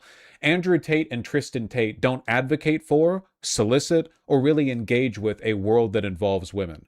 They is basically explicitly said they're not even interested in sex. They perform not being interested in sex. This would be like a good, I guess, accompaniment or sort of contrast to James Bond. Like James Bond, the archetypal, like, gentleman chauvinist, right? Enjoys the company of women, takes them seriously, and has lots of sex with them and enjoys the sex. This is like the archetypal alpha male in like a historical context, going back hundreds of years. Of course, there's variants. I'm not saying sexual politics were the same back in Victorian England as they are now, but like that's the historical template. People like Andrew and Tristan Tate are very, very unique and very like contemporary in the sense that they basically advocate for a complete removal of women from your life. They constantly talk about how you don't want to listen to them, don't want to talk to them, don't want to make friends with them. Sex isn't even that good, whatever else. It's pure homosociality, which means that like it appears to be homosexual. In reality, they just despise women so much that it becomes embarrassing. There's a degree of like misogyny that is not embarrassing, and it's usually this like paternalistic chauvinism. Like I said, James Bond stuff. Like you can be kind of casually sexist in a way that still comes across as respectable. But in the, you know, ever expanding needs of social media algorithmic attention seeking, that's no longer enough. You don't get any attention for starting a YouTube channel and being like, take women seriously, but still understand that, like, you're the one in charge. Yeah, see? No one cares. Like, oh, wow, novel stuff, groundbreaking. Only believe that for thousands of years. So you have to go on and be like, actually, women are dogs, and they're so boring and lame, you don't even want to look at them. That's how you get attention. And the reason why that gets attention is because the average Tate fan has always been like a 13-year-old Eastern European. We're talking about guys who don't interact with women anyway. Most guys will grow up out of this. And they'll interact with women and they'll realize that, like, maybe they'll still be sexist, but they don't want to live a life without women because, like, let's be real here. Who wants to live a life without women? You kidding me? Come on. It's ridiculous. Of course you want them. Don't be stupid. So the appeal of these guys, it's largely to people who don't really have a choice in interacting with women anyway because they're too young or socially awkward. I guess what I'm getting at is that what a lot of people call homosexuality is really just homosociality. When women are removed from the social like equation entirely, that's why you get stuff like this. Andrew Tate dressing like this. It's like a postmodern rejection of taste as a flex that you don't even need to appeal to women anymore. Like, I'm so detached from women as a social force that I can look like an idiot Keebler elf. Like I can look like this and it doesn't even affect my life, purely for the benefit of men. But it's not actually homosexuality. I mean, maybe it is. Does Tate dress for the female gaze? I'm banning you for 1 day because you just said the opposite of what I've been saying. You asked me, you're not listening. I'm banning you for a day because you're not listening. I'm saying the opposite. He performs for the male gaze. It's performative male gaze, dressing. Offences. British prosecutors said that they were bringing further charges against the brothers, who were arrested by US Marshals in Miami on Saturday, in relation to allegations from 4 additional victims, and are now seeking their extradition. It's very postmodern in a way, right? Like, it's a modality. It is a kind of sexual and social politic that doesn't actually apply to the real world. Nobody in the real world actually lives like this. Like alpha male who hates being around women. This isn't a real thing. In real life, basically every guy, certainly heterosexual guys, likes being around women. There are very few examples of that not being the case. The only reason it wouldn't be the case is either you're so much of a misogynist that homosociality consumes your life, which is quite rare, or you're doing it performatively. Like, it's very, in that Louis Theroux documentary on the manosphere, where he kind of drew attention to the fact that the, who are those 2 black guys who are Nazis or whatever? You know what I'm talking about? The fuckwit, one of them's called like Muscle or something. Fresh and Fit, thank you, Fit, yeah. How like one of the stupider of the 2 is like very performatively misogynistic, but then he's kind of a bitch doormat to his girlfriend. Like, the moment he and his girlfriend are together on camera, he's like, come on, go away. If the camera catches up next to each other, I'm going to look like a little bitch. And she's like, I think it'd be nice if you didn't flirt with other women. And he's like, okay, snookums, I'll consider it. You know what I'm talking about? This is what I mean by performative. It's a postmodern sexual politic that doesn't apply to the real world. It's kind of like, in a weird way, it's kind of like the male equivalent to performative political lesbians like Dworkin, who obviously wish they were lesbian, but like weren't. You know what I mean?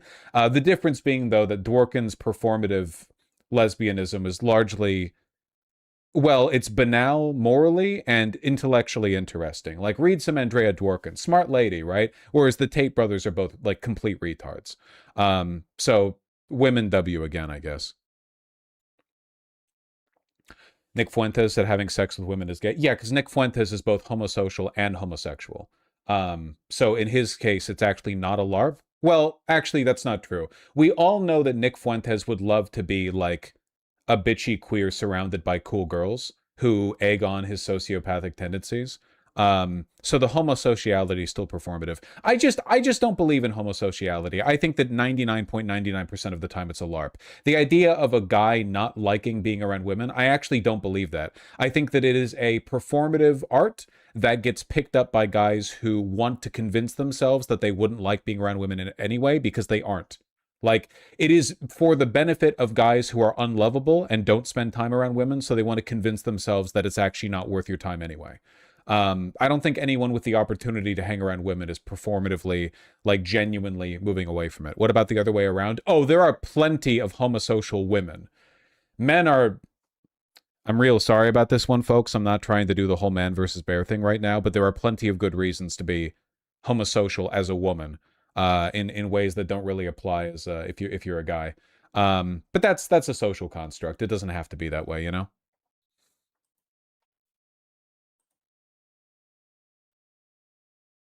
Extradition.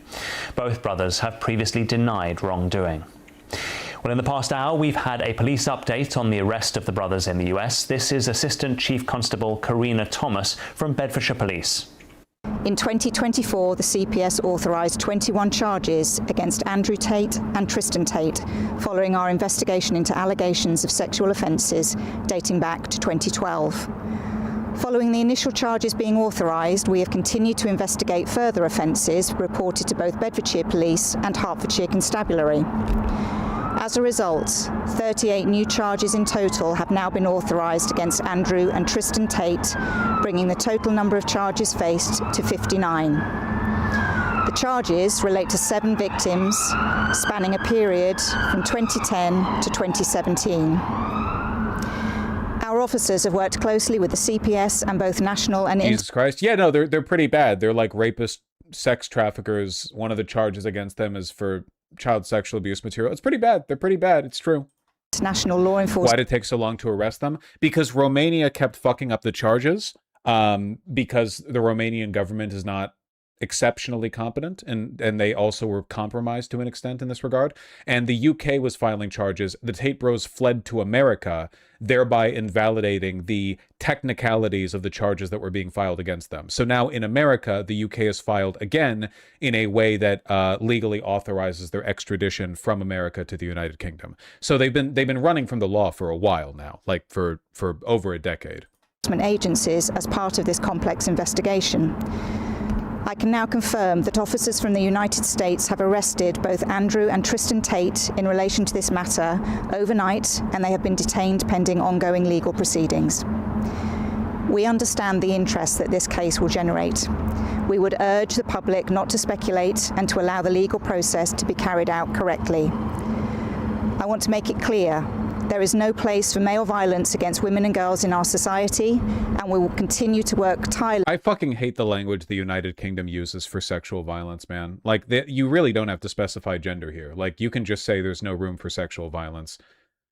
There's no room for male sexual violence. Like, okay, yeah, we get, like, I don't understand. Like, like if it was a murder, would you be like, there's no room for black people murdering white people, if such a thing was the case? Like, I think murder in general is probably pretty wrong. What kind of tie is she wearing? I'm not familiar with what the name of this garment is. To support victims and investigate all reports made to us.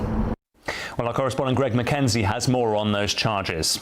In terms of the Crown Prosecution Service, they say that Andrew Tate has been charged with 7 additional... Women raping men's presumably fine. I mean, my understanding is that the United Kingdom still uses a phallocentric definition of rape, right? Like, in the United Kingdom, rape means to penetrate with a penis. And if, like, a woman sexually abusing a man, cis woman sexually abusing a cis man, it wouldn't count as rape unless they used, like, a foreign object or something. Yeah, legally speaking, I mean. Like, she'd have to use, like, a strap or whatever? I don't know. I think that changed recently. Did that change recently? Maybe that changed recently. It's a very outdated legal definition. Maybe it has changed recently. Counts of rape, along with further offences including alleged sex trafficking and indecent images of a child. Now, Tristan Tate has been charged with 1 count of sexual assault. Yeah, in UK, the legal definition of rape is when a person intentionally penetrates another with their penis without that person's consent. Yeah, at least according to, yeah, from police.uk, they use the term penetration from a penis. It is totally asymmetrical. This is from police.uk. I mean, I'm going to assume they're using the contemporary definition. It has to be a penis. So, like, yeah, pretty bad. A little bit regressive, in my opinion, but like, maybe I'm too woke. That's not true. I am the correct amount of woke on this, I think.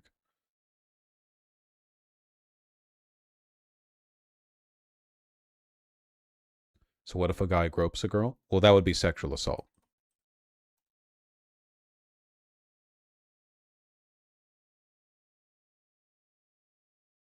Counts of rape and 3 counts of arranging or facilitating trafficking for sexual exploitation. Greg Mackenzie. Well, the journalist and documentary filmmaker Matt Shea made the 2023 BBC film Andrew Tate, The Man Who Groomed the World. He explained what more we know about the brothers.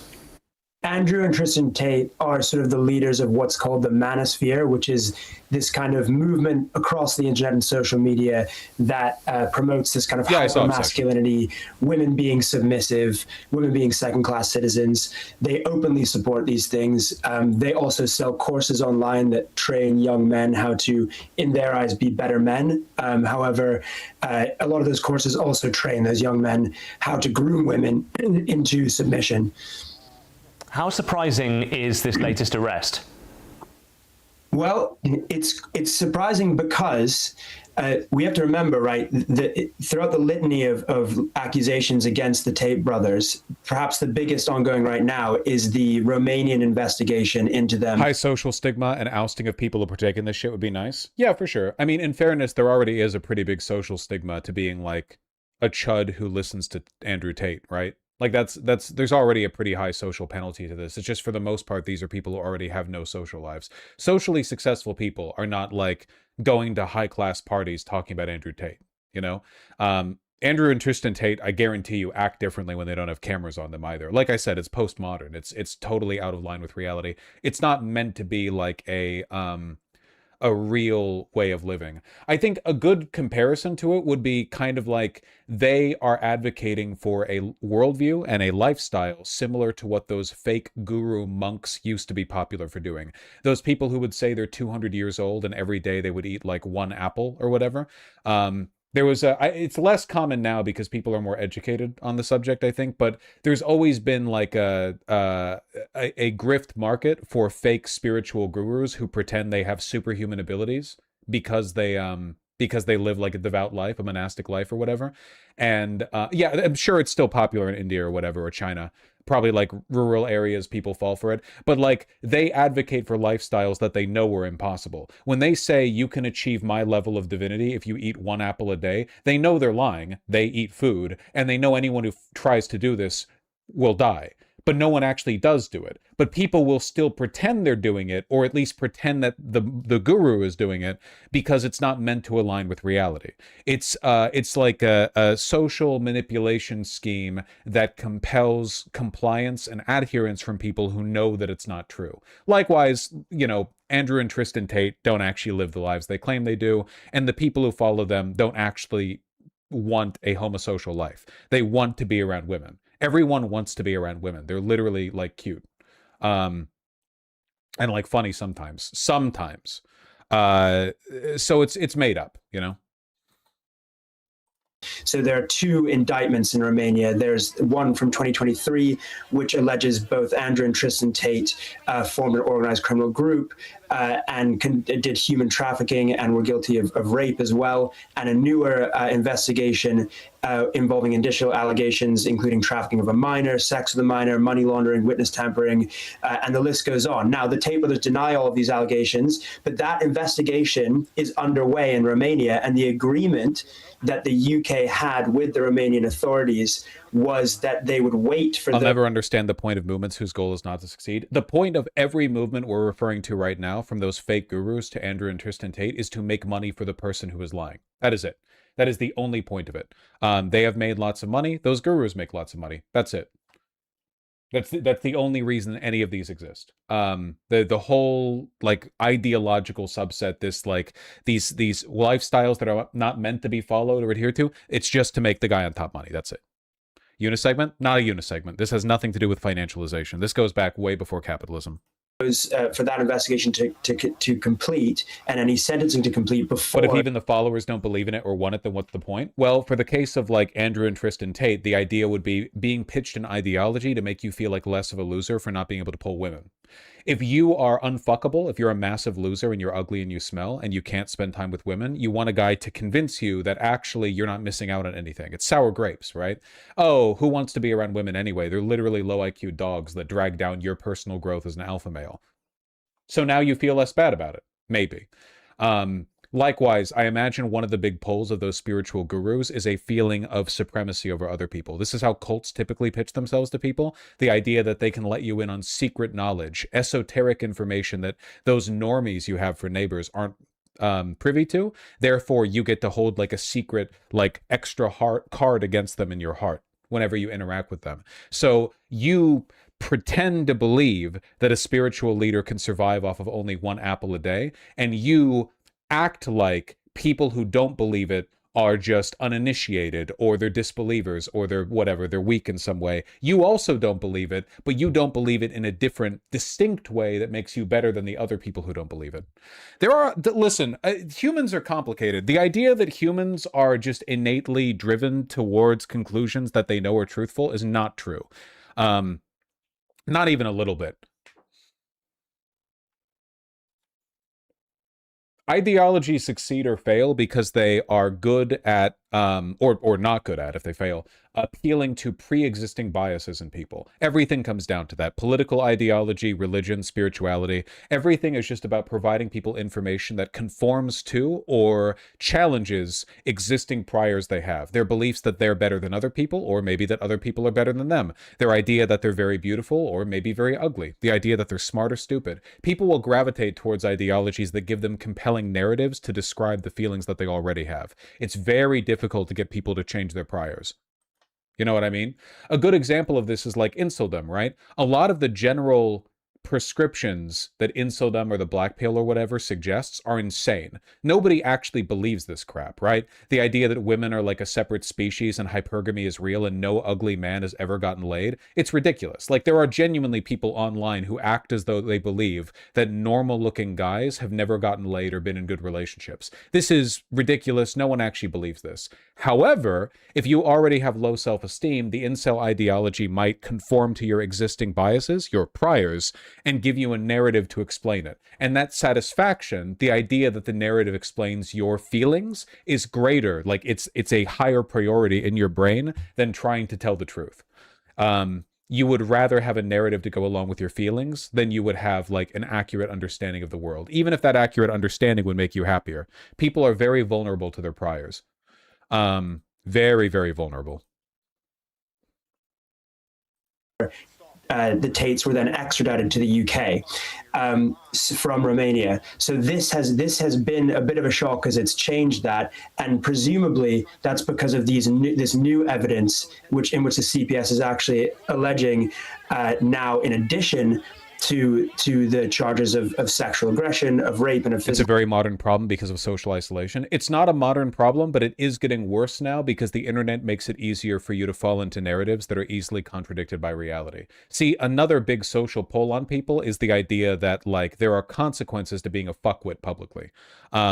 But if you never go outside and you're just on the internet, it's pretty easy to fall into like echo chambers where you don't feel that social pull. The incel ideology could never propagate in real life because it's embarrassing to talk about in real life. Nobody out there is going to like write manifestos and express fucking polemics on how an average looking man is incapable of finding a good wife or whatever, because A, it's contradicted by reality everywhere, and B, no one's going to sit around and listen to that shit. But on online forums where you can like sort of drop the barrier of shame and just engage with it directly, like in its raw, unfiltered form, now it can propagate. Another reason why the internet shouldn't exist. Thank you. Abuse that Tate was already facing in the UK, that there are now additional crimes being investigated, which include indecent images of a child, extreme pornography, and so forth, all of which they deny. Matt, you talked about that manosphere and the sort of toxic masculinity a little earlier.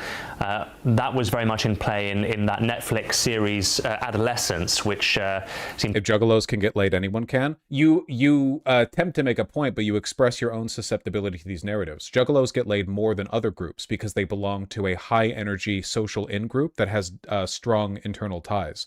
You act as though a juggalo is like a debuff when it comes to getting laid. It's actually a massive buff. Being part of a pro-social group does that for you. So you've betrayed your own ignorance on the subject. It's like saying, you know, I don't know, oh, like theater kids never get laid. Everyone knows theater kids get laid all the time with other theater kids. The idea is that they might be kind of like losers a little bit. No hate, it's fine. I have lots of theater kid friends. But they are extremely, we'll say, prolific in their own social groups. Historically, this is how human society functions, by the way. There's nothing wrong with this. The band kids might be nerds, but they hang out with the other band kids. This is social parody. This is how it's supposed to work. Yeah,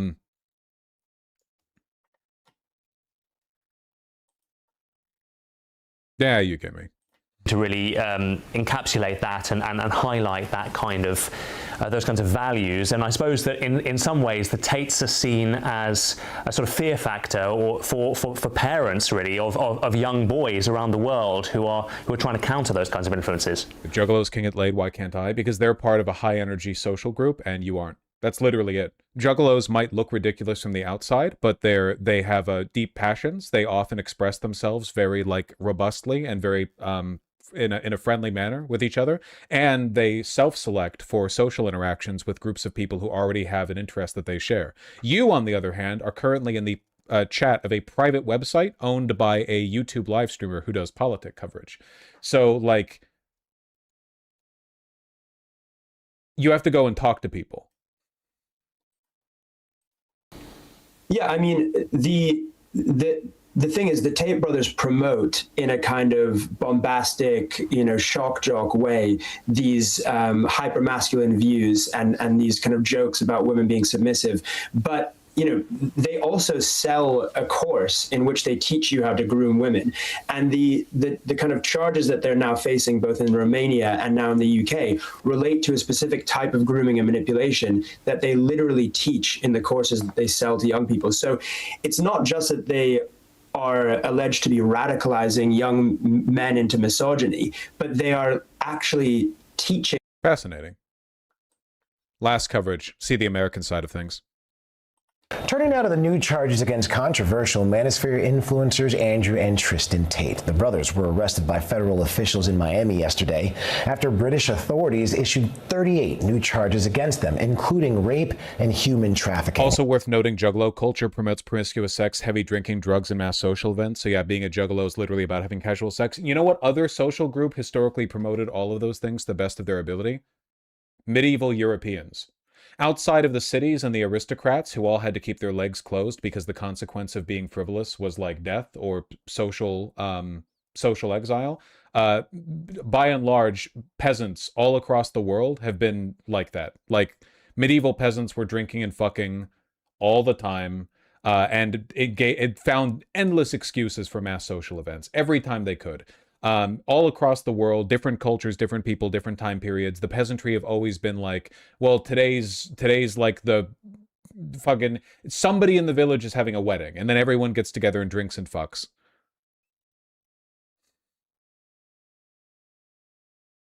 All I'm saying is, you got to interact with people.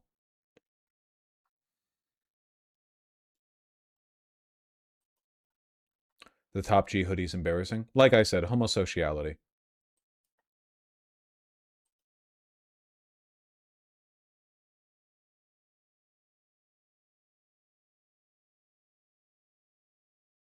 Their lawyer says they're innocent and is calling the charges a, quote, political hit. Now, Andrew and Tristan Tate are awaiting extradition to the UK. Andrew Dimber has the latest. Andrew and Tristan Tate are back in custody. The controversial social media influencers were arrested Saturday night in Miami after British prosecutors announced a sweeping new case against the brothers and said they will seek their extradition to the UK. Prosecutors say the new indictment includes dozens of charges, including rape. 19 charges related to child and extreme pornography. Goddamn. They're probably going down for this. I doubt the UK is going to fumble it. Would you ever dress as a juggalo? No. Another reason why juggalos get down so much is because they're one of the only remaining aesthetic subculture that's not filled up with LARPers. It used to be, as recently as like the 1990s, basically before the internet and the commodification of every aesthetic subculture, if you went outside and you saw a person dressed like a punk, they probably were a punk. Like, they would go to punk shows, they would occupy like a relatively specific range of political and social ideologies. There were certain guarantees you could have to their behavior, their personality, their interests. But nowadays, people are just like, that's a good look, and they dress that way. You'll have people who dress like goths but don't really like care about the broader culture. It's one of the reasons why we have kind of like, I'd say a learned rejection of people wearing clothes that are obviously not of the culture they're from. A good example of this being seeing an older businessman dressed like in a goth or punk outfit for Halloween, or a Westerner dressed in Eastern garb. We look at it and we think, that's performative. It might not be, by the way. Like, there's no reason an older businessman can't be punk, and there's no reason a Westerner can't be, like, you know, fucking Yasuke. If Yasuke can wear a kimono, then a white man can too, okay? We're both equally not Japanese. It is often quite racist, but I'm talking about the fact that, like, we perceive an inauthenticity. Nowadays, aesthetic subcultures are extremely inauthentic. If you go over to New York City, you will see like 1 million people who are dressed in like this beautiful range of like cultural like expressions, like they represent a bunch of different cultures, but then you talk to them and they're all like the same person, basically. Like, their interest is purely aesthetic. You know what I mean?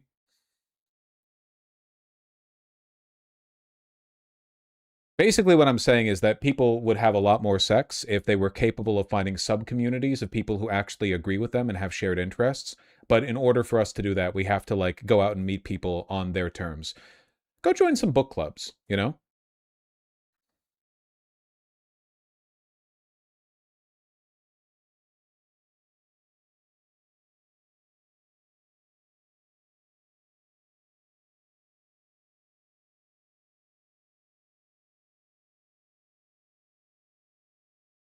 I think social media ruins subcultures. Yes, that is true.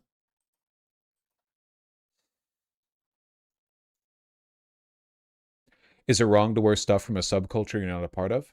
No, not at all. But it is the reason why there aren't those subcultures anymore. Unfortunately, it's kind of like, it's just like a subcategory of cultural appropriation. It's not a moral designator. It's just a byproduct of modernity. Globalization made it inevitable. You know, if you go over to the Democratic Republic of the Congo, you see people wearing t-shirts. It's not like they're all wearing, you know, local garb or whatever. Modernity and globalization basically guarantees that culture becomes ephemeral, indistinct, and aesthetically indistinguishable. So the best thing that you can do is try to find people who belong to your subgroups anyway, in spite of the aesthetic blending.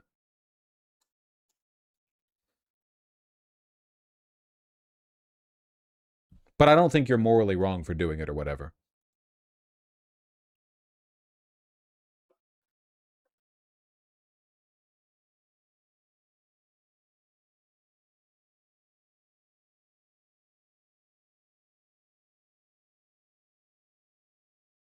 I want to see a Congo goth. I bet at least one is out there. There are probably hundreds of thousands. I would not be surprised if there were hundreds of thousands, or at least tens of thousands. People everywhere are fundamentally the same. Everyone wants goth baddies.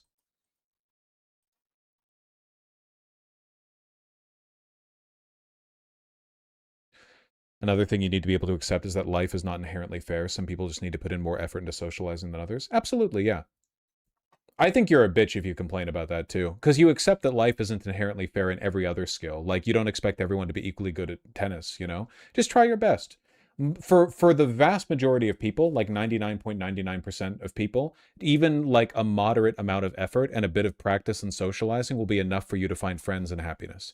Most of you aren't even trying. And by you, I mean you guys specifically, because I want people to feel called out in the audience. Like, you cannot bemoan your social status and your friends and the opportunities that you have with you when you put in like no effort, and a lot of people put in no effort.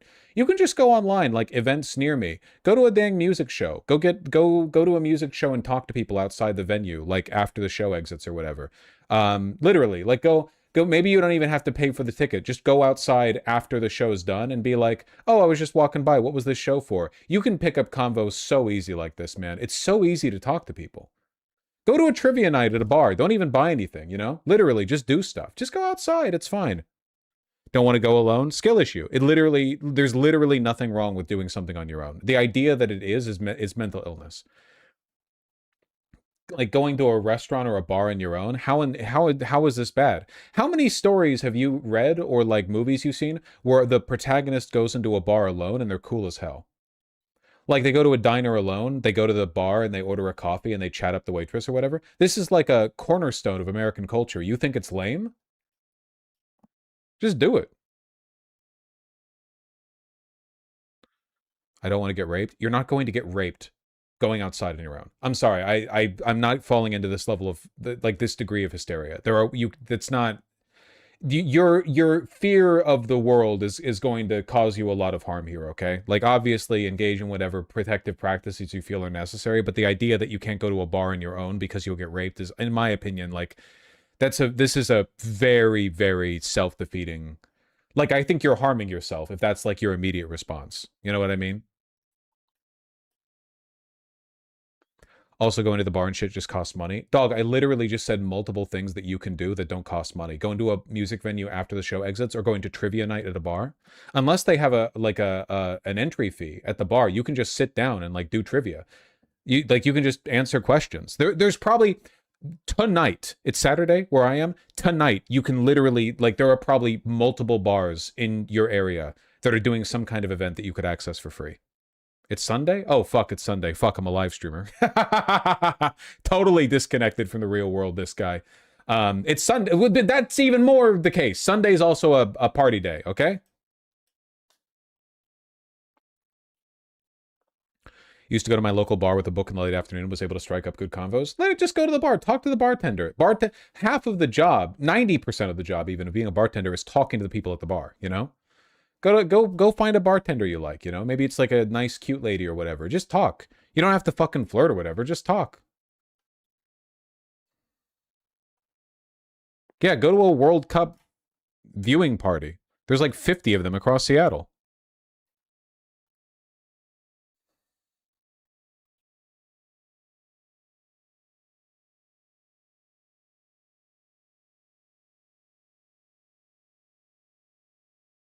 Yeah, you get me. Go to an ICP concert, stream it. True! There's like a gnat in here. There's one gnat. I don't want to like try to go after it right now. My problem is that usually I can't keep up the social energy to maintain a friendship sometimes. Like I go out alone, get exhausted, and imagine having to do that every week and never exchange socials. Okay, but like once you make a friend, it gets easier. Like, yeah, going out and meeting new people is way more tiring than having a friend and like seeing them again.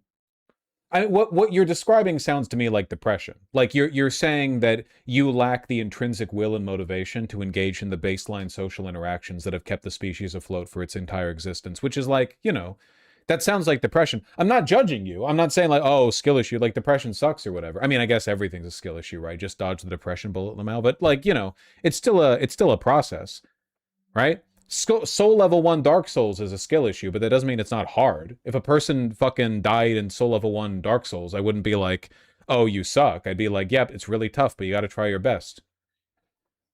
You know?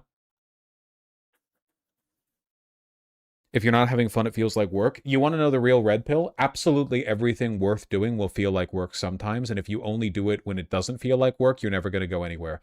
Every hobby, talent, passion, friendship, all of them sometimes will be work. The closest love of your life, the person with whom you have the strongest possible bond, will sometimes demand of you lots of work. Raising children is a lot of fucking work. Everything worth doing sometimes is work. There will never be a pursuit that is so effortless that every time you engage in it, it's like a frivolity. That's life, you know? You have to learn to love work, or at least some types of work, or if you can't love it, at the very least, like, learn how to engage with it in a positive and constructive manner, you know?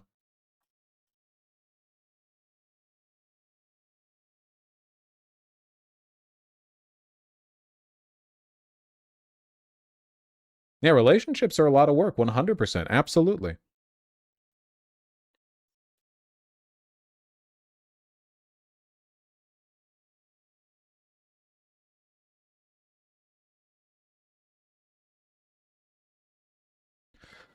I'm still not going to a fucking bar alone, Vosh. There's a reason there's a culture of women going together. Oh my god. Okay, it doesn't have to be a bar. It can be a bookstore. It can be a cafe. Are you afraid of going to a cafe alone?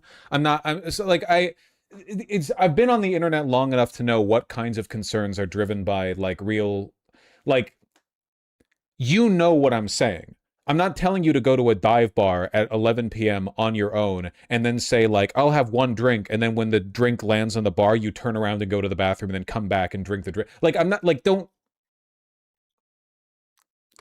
be uncharitable to my point here, okay? What I'm saying is that there's nothing wrong with going to events on your own, you know? Go to a cafe at noon or something.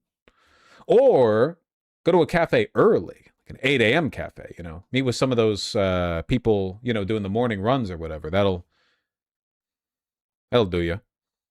Get you a bit exercising early in the morning in cities is a phenomenal way of socializing with people too, because everyone else is like, it's like a secret covenant. If you're capable of going outside at like 7:30 in the morning and doing a little jog, everyone's like, they have like secret handshakes and stuff. I'm not part of this group. I just know it's real. But they all like, yeah, they're all, you know.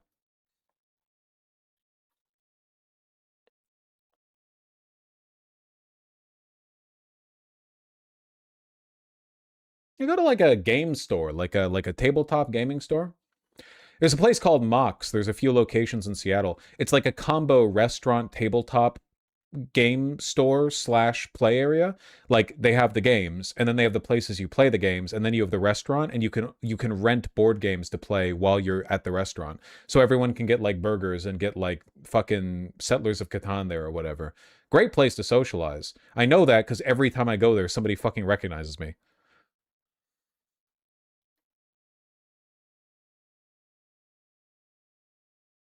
That sounds so unhygienic. Well, so's life, you know?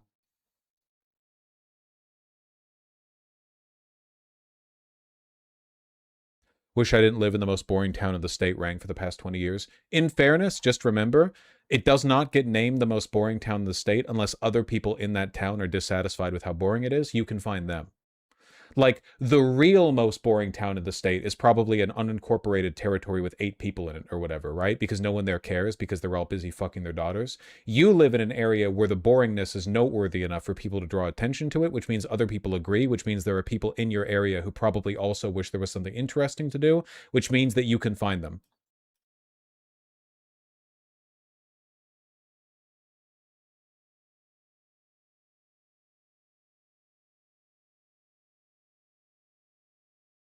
No, it's a neo-Nazi enclave. Okay, well, not everyone there is a neo-Nazi.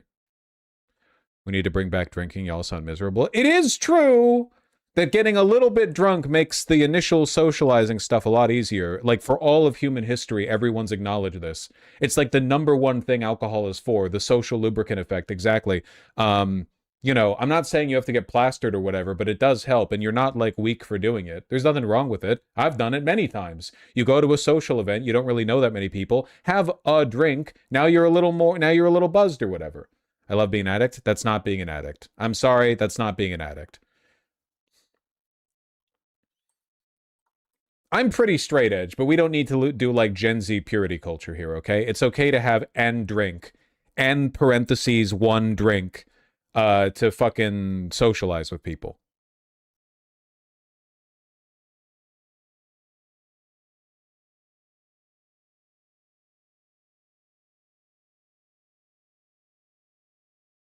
I hate how Gen Z are so Puritan. It's like how Andrew Tate sells an ideology where it's okay that you can't get chicks because chicks suck anyway. They're like, here's my ideology for why nobody should ever drink, and it's because they're never going out to social events anyway. Like, yeah, no shit, drinking has negative fucking connotations to you. You don't go outside. For you, drinking is like getting a gigantic Absolute vodka bottle and mixing it with like lemon juice in your house and then drinking it and staring at the computer. Like the alcohol is supposed to be consumed. God intends alcohol to be consumed at a 500% markup adjacent to social interactions with people you're not familiar with. That is why God invented alcohol. God invented the process of fermentation so that we could socialize more easily. And that's fine.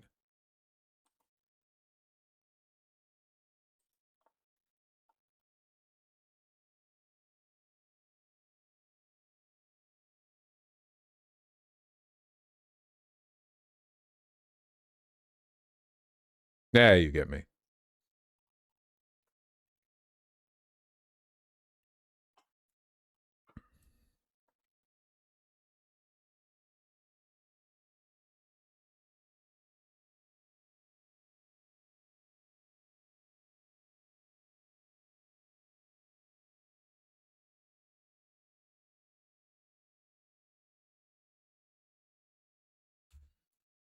Tate brothers arrested for extradition on like 30 charges. Very good. Very good. How do you avoid relying on alcohol as a crutch for talking and such? I mean, just like exercise a bit of self-control. Don't do it forever. You meet some new people, have a little bit of a drink, whatever. And then like maybe you go get coffee the next day, right? You go to the bar, you meet some new people, and then you're mildly drunk, and then you're like, hey, we should get coffee sometimes, and then you don't get drunk for the coffee. You should not be pre-gaming the 11 a.m. cafe visit. You should be sober for that one. You know, just a bit of self-control. That's all. You don't have to go crazy with it.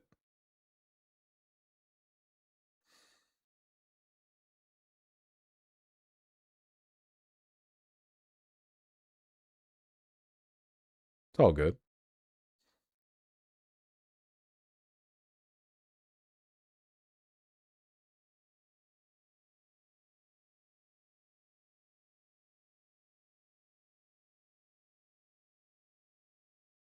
I killed both my paternal grandparents a quarter century before I was born. Now my dad's dying from alcohol-induced dementia. Okay, I'm not advocating for alcoholism. Okay? I'm not advocating for alcoholism. If you're an alcoholic, obviously don't drink. What does pre-gaming do? I never understood it. You get drunk for cheap before you go to the place where the alcohol is expensive. Pre-game the coffee by drinking a coffee before going for the coffee. I unironically do that. It's true, Wyatt.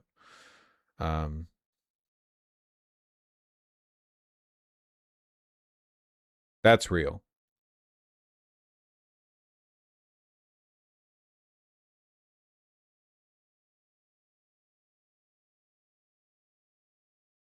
What you do before your daughter's birthday. Pre-gaming is what you do before you have to meet your bitch ex-wife for visitation. Yeah, no, for sure, for sure.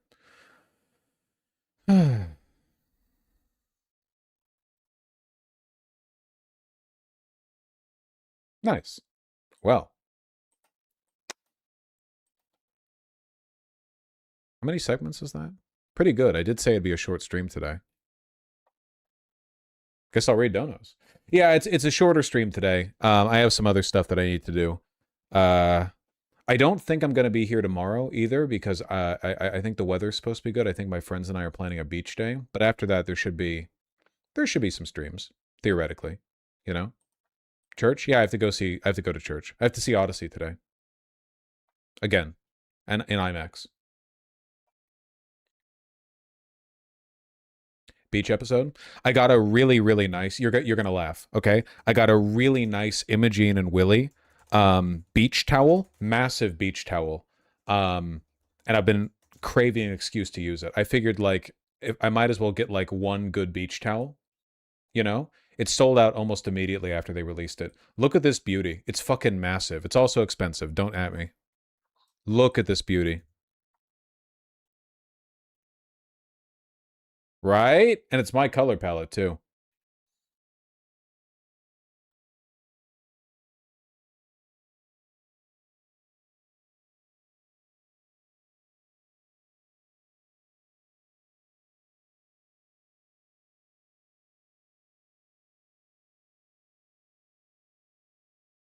$225 for a beach towel. A big beach towel. Thank you. I'm assuming you financed it with Afterpay. Oh yeah, I Klarna everything, especially my groceries. Not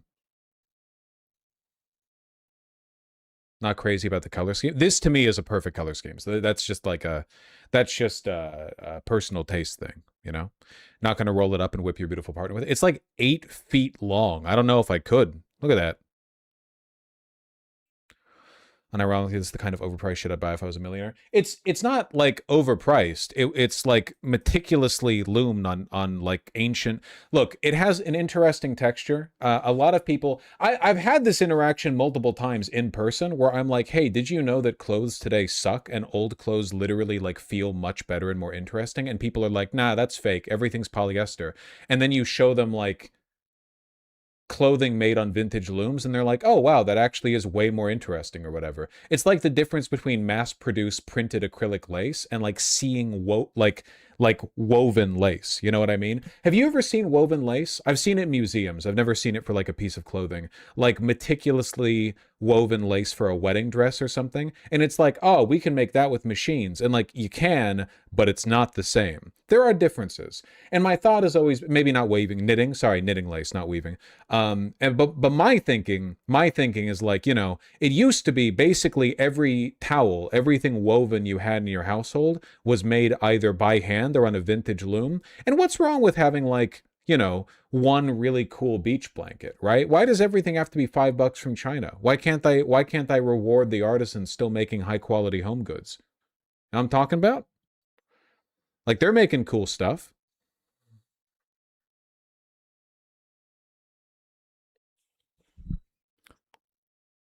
Yeah, right. But there's a difference between that and hand lacing. Doing hand knitting lace used to be such a arduous and difficult task that they had like specially appointed women whose job it was to do it. They had like it was like a Victorian England thing. They had like lace masters or something. They were like an elite caste of knitters whose job it was to like manage the absolute highest level of lacewear. You know what I mean? They had a special name. It was like, hold on, Master Lace Makers England. The Lace Guild, largest lace organization. Hold on, historical artisans. Were they called the Lace Guild back then? What were they called?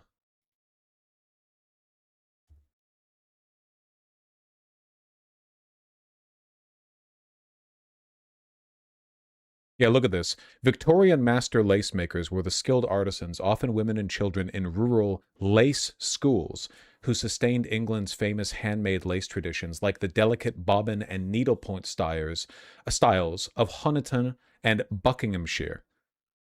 Despite the heavy mechanization of the textile industry, royal patronage and rigorous handwork skills preserved those cottage industries. It's interesting, you know?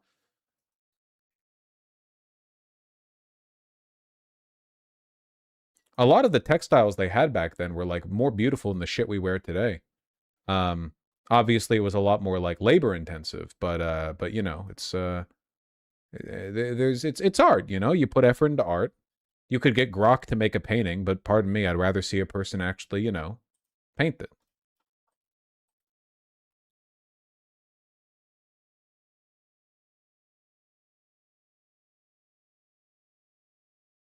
You get me.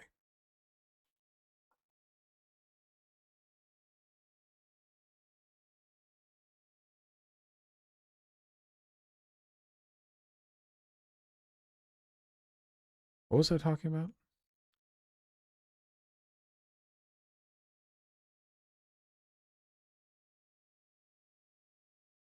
Donations? Oh, yeah. Stuff like this literally sustained the lowlands in the Middle Ages. The lowlands. Better than the Midlands, I suppose. Fascinating. All right, well. Excuse me. I have a 1970s heavy cotton blanket, and it's so high quality. I've never had anything, or never seen anything made like this since. Yeah, it sucks. A lot of stuff. We're just not putting out the good stuff anymore, you know? All right, well, anyway, reading this shit. Mytha Poetic Simric, thank you for the $5. Chat, did you exercise today? You know they didn't. Melhor Omo, thank you for the $5. I've heard theories the Odyssey is likely older stories mixed stitched together. Yeah, I've heard a lot of people say Homer is like 8 dudes with one name, which is probably true. It's literally like 3,000 years ago, so it's probably, yeah, probably true. Semi-Locon, thanks the 2 gifted tier 1 subs. Curvy Driftwood, thank you for the $5. Really appreciate that. Super Monkey and Choghog, thank you for the $5 both. Just got back from volunteering for the People versus the Powerful rally in Lansing, Michigan. Nice! I hope you had a good time. I'll do more Michigan coverage tomorrow. Or wait, I'm not here tomorrow. Next time I stream, you know? I'm gonna do a little bit more pointed politics stuff. Tully McFarland, thank you for the 2 $5 donos. The Sea people were predominantly Sicilian and Sardinian, but also included the Greeks, Craetians, Lydians, Lycians, and Cypriots. That was fucked up of them, what they did from the sea, you know? That's crazy. Hannibal, thanks the $5. I got this recommendation of a liberal seemingly attacking you on behalf of Kamala Harris. Is this engagement bait? It's Hutch, so yes. It's, I mean, I haven't watched it, so I don't know. It's fucking 53 minutes long, but like, it's just a very typical like woke one Hillary Clinton-esque. I refuse to engage with systematic critique, and will instead accuse the leftist of, you know, bias. What does Medicare for all do for women or whatever? You know, not interesting. Wyatt, thank you for the $5. What do you think of / have you heard of Nyla Deveneth running in my district? Got endorsed by my local DSA. I've actually not heard that name. Endorsed by DSA though must be worth some attention, right? Virginia's 2nd district. Yeah, I'll take a peep. I'll take a peep.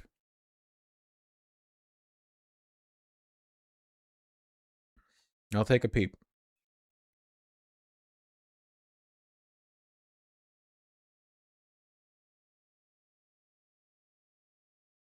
Your real fake dad, thank you for the $5. The message to go out and meet people really spoke to me. I tried on the 4th and chickened out. Trust me, going out's easier than regretting not doing anything. Yeah, people will be like, I can't go out. It's lame to be alone at a cafe, and then spend their entire lives suffering from the agony of missed opportunity, you know? I promise you it's worth your time. It is definitely worth your time to go outside and try. Is that a cat I hear? Do I hear meows? Fuck you. Why are you meowing? Why are you purring?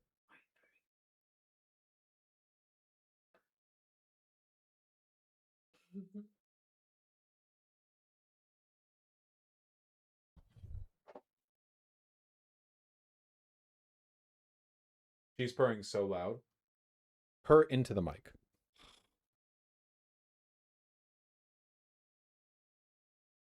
She doesn't want to purr in the mic. She's shy. I love you.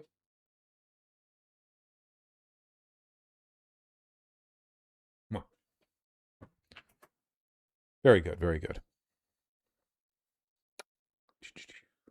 Looming Shaft, thanks the $5. I'm releasing a self-produced ambient album on July 31st. If anyone's in LA, come to Digital Debris Video Gallery at 9 p.m. called Pixels Adrift. Okay, nice nice self-promo. Groucho Marxist, thanks to $5.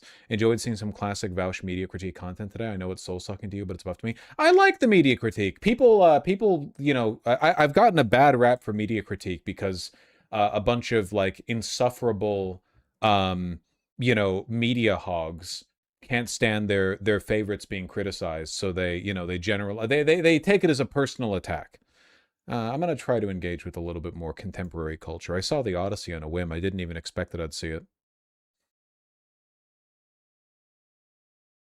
The point of a critic isn't to be right. The point of a critic is to make you think, you know? But a lot of people don't want to think about it because it's like, you know, it's all super Hulock bullshit, you know? Lord Bewood, thanks to $5. If you're ever in Columbus, Ohio, check out the me in Ohio. Check out the Alley Vintage and Costume Store. Amazing pieces, including some not for sale, like a dress dyed with arsenic. Well, why can't I have that one? What if I want that one? Thanks for bringing it to my attention. That is really cool. Yeah, sometimes you go in those, you go into like museums or whatever, and you see sometimes the shit they were wearing back in the day, even poor people back then, or not poor, I guess middle class, not wealthy people, people who had like one or two good outfits. Sometimes the shit they were wearing fucking mogged modern shit. I just looked at their stuff. Look at this dress. If I saw a broad outside wearing a dress like this, I'd lose my damn mind. Look at how good that looks. That looks real good.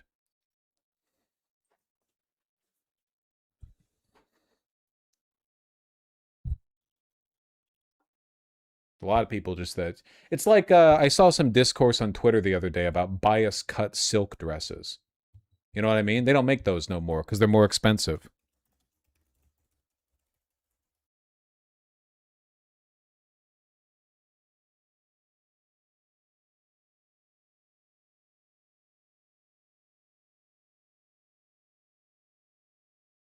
Uves, hold on one second. You want me to go through your message logs and see how many times you've but actually'd me in the past 30 minutes?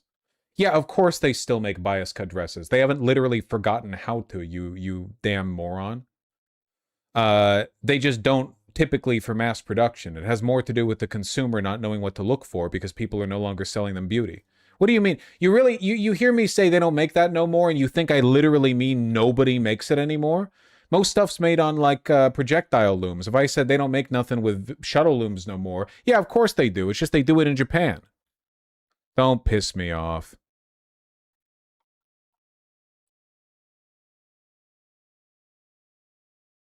Requires more fabric? Yeah, because you're making it off the diagonal. Diagonal drapes down. That's why sometimes the classy dresses, they look kind of like this. If you've ever wondered why sometimes you look at like fancy movie star dresses and they have kind of this like really pleasant rumple to them, you know, a rumple, little rumplin', like that, it's usually because they're bias cut. Fabric's cut on the diagonal, yeah. Gives you a good, that's Keira Knightley. Gives you some interesting drape.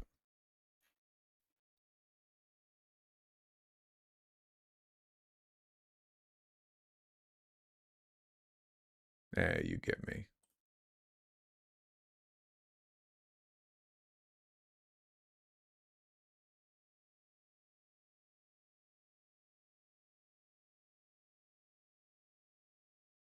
I'm actually decent at interacting with people, still learning though, but it makes me hate people and most of all myself. Any advice? Get a therapist. Interacting with people shouldn't make you hate people or yourself.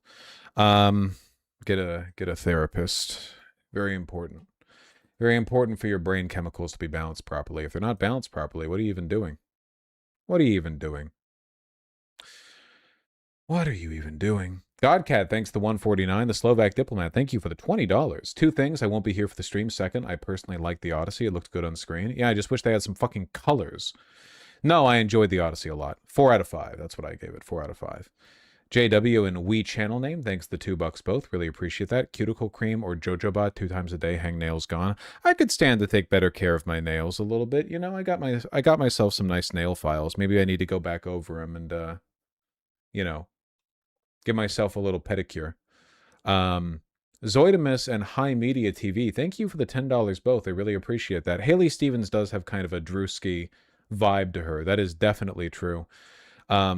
I know the admin's limited in what they can do to directly rig the midterms, but it seems like the USPS is moving forward with refusing mail-in ballots for states that don't give voter rolls. Yeah, we'll see how that goes. It's very possible, though. They've been threatening to do that for a while. They're definitely going to cheat. Appeals court narrows setback for Trump USPS mail-in ballot policy. Well, that's nice. Thank you, appeals court.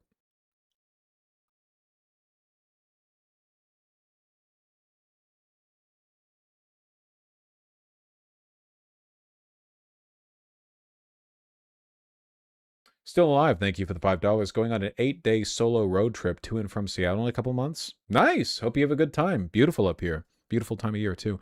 Gloomy Orpheus, thank you for the $5. Going to a show to talk to people after it's over is like getting with somebody and skipping to sleep. I was just suggesting options for people who didn't want to spend money. You know, you can usually get in on some good social opportunities even if you haven't seen the show itself. I'm just offering people, because whenever you say, you know, go to this event, people are like, oh, I don't have money, and they're speaking with a damn orange name too, you know. So but I can't call them out, because then if I say yes, you do have money, they're like, well, you're privileged, and then I'm like, yeah, I am, but that doesn't mean that you're telling the truth, and then they get mad at me. So I'm just suggesting stuff that's free, you know. Chad, here's the trick to socializing. Walk up to people, make eye contact, say hi, and introduce yourself. Start asking questions about themselves. That's a little bit direct. I'd say if there is a general lesson to be learned on how to interact with people, I would say learn how to find out what the people you're talking to want to talk about, if they want to talk at all. For example, if a person has really cool earrings, they might be willing to hear a compliment about their earrings. Pretty decent chance, you know.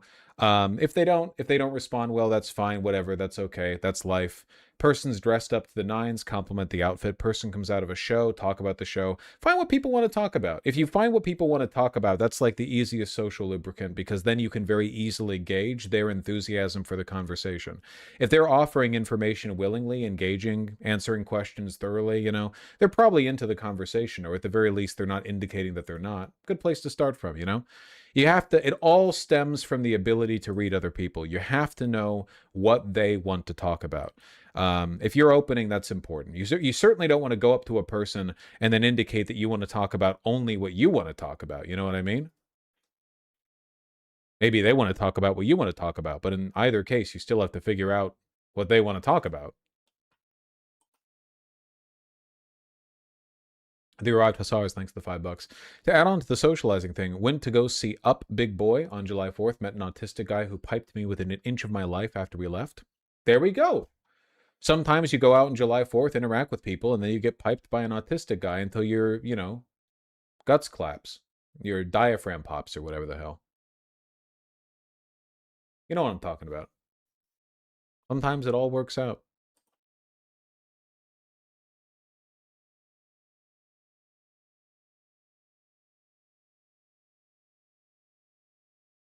Yeah, you don't want to info dump onto people. You should never assume that a person that you're talking about, unless you're like already friends or whatever, you should never assume that a stranger wants to hear about what you're interested in. You should make an effort to try to understand what they're interested in. And if there's an overlap, congratulations, you're in, you know? But yeah, I think that a lot of the reason why autistic people bitch about being bad at socializing is because they info dump and then don't understand why people don't reciprocate. Which, like, I'll answer that one for you, because they don't fucking care. You run up to them and you're like so eager to talk about yourself. Are you even curious about them? You're the one approaching them, right? You should be trying to figure out what they want. No one fucking cares.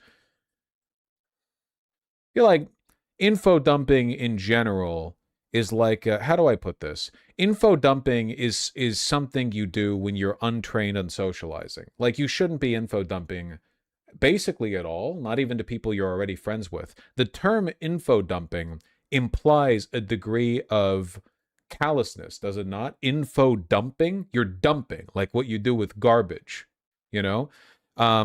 If you're interested in a subject, you can find ways to present that information to people, and talk about stuff with people, and, you know, share interest without info dumping. I'm just saying the term info dumping does imply a degree of you know, callousness or being inconsiderate. You can provide information. It just doesn't have to, you know, you don't have to dump the information. You can just talk with people.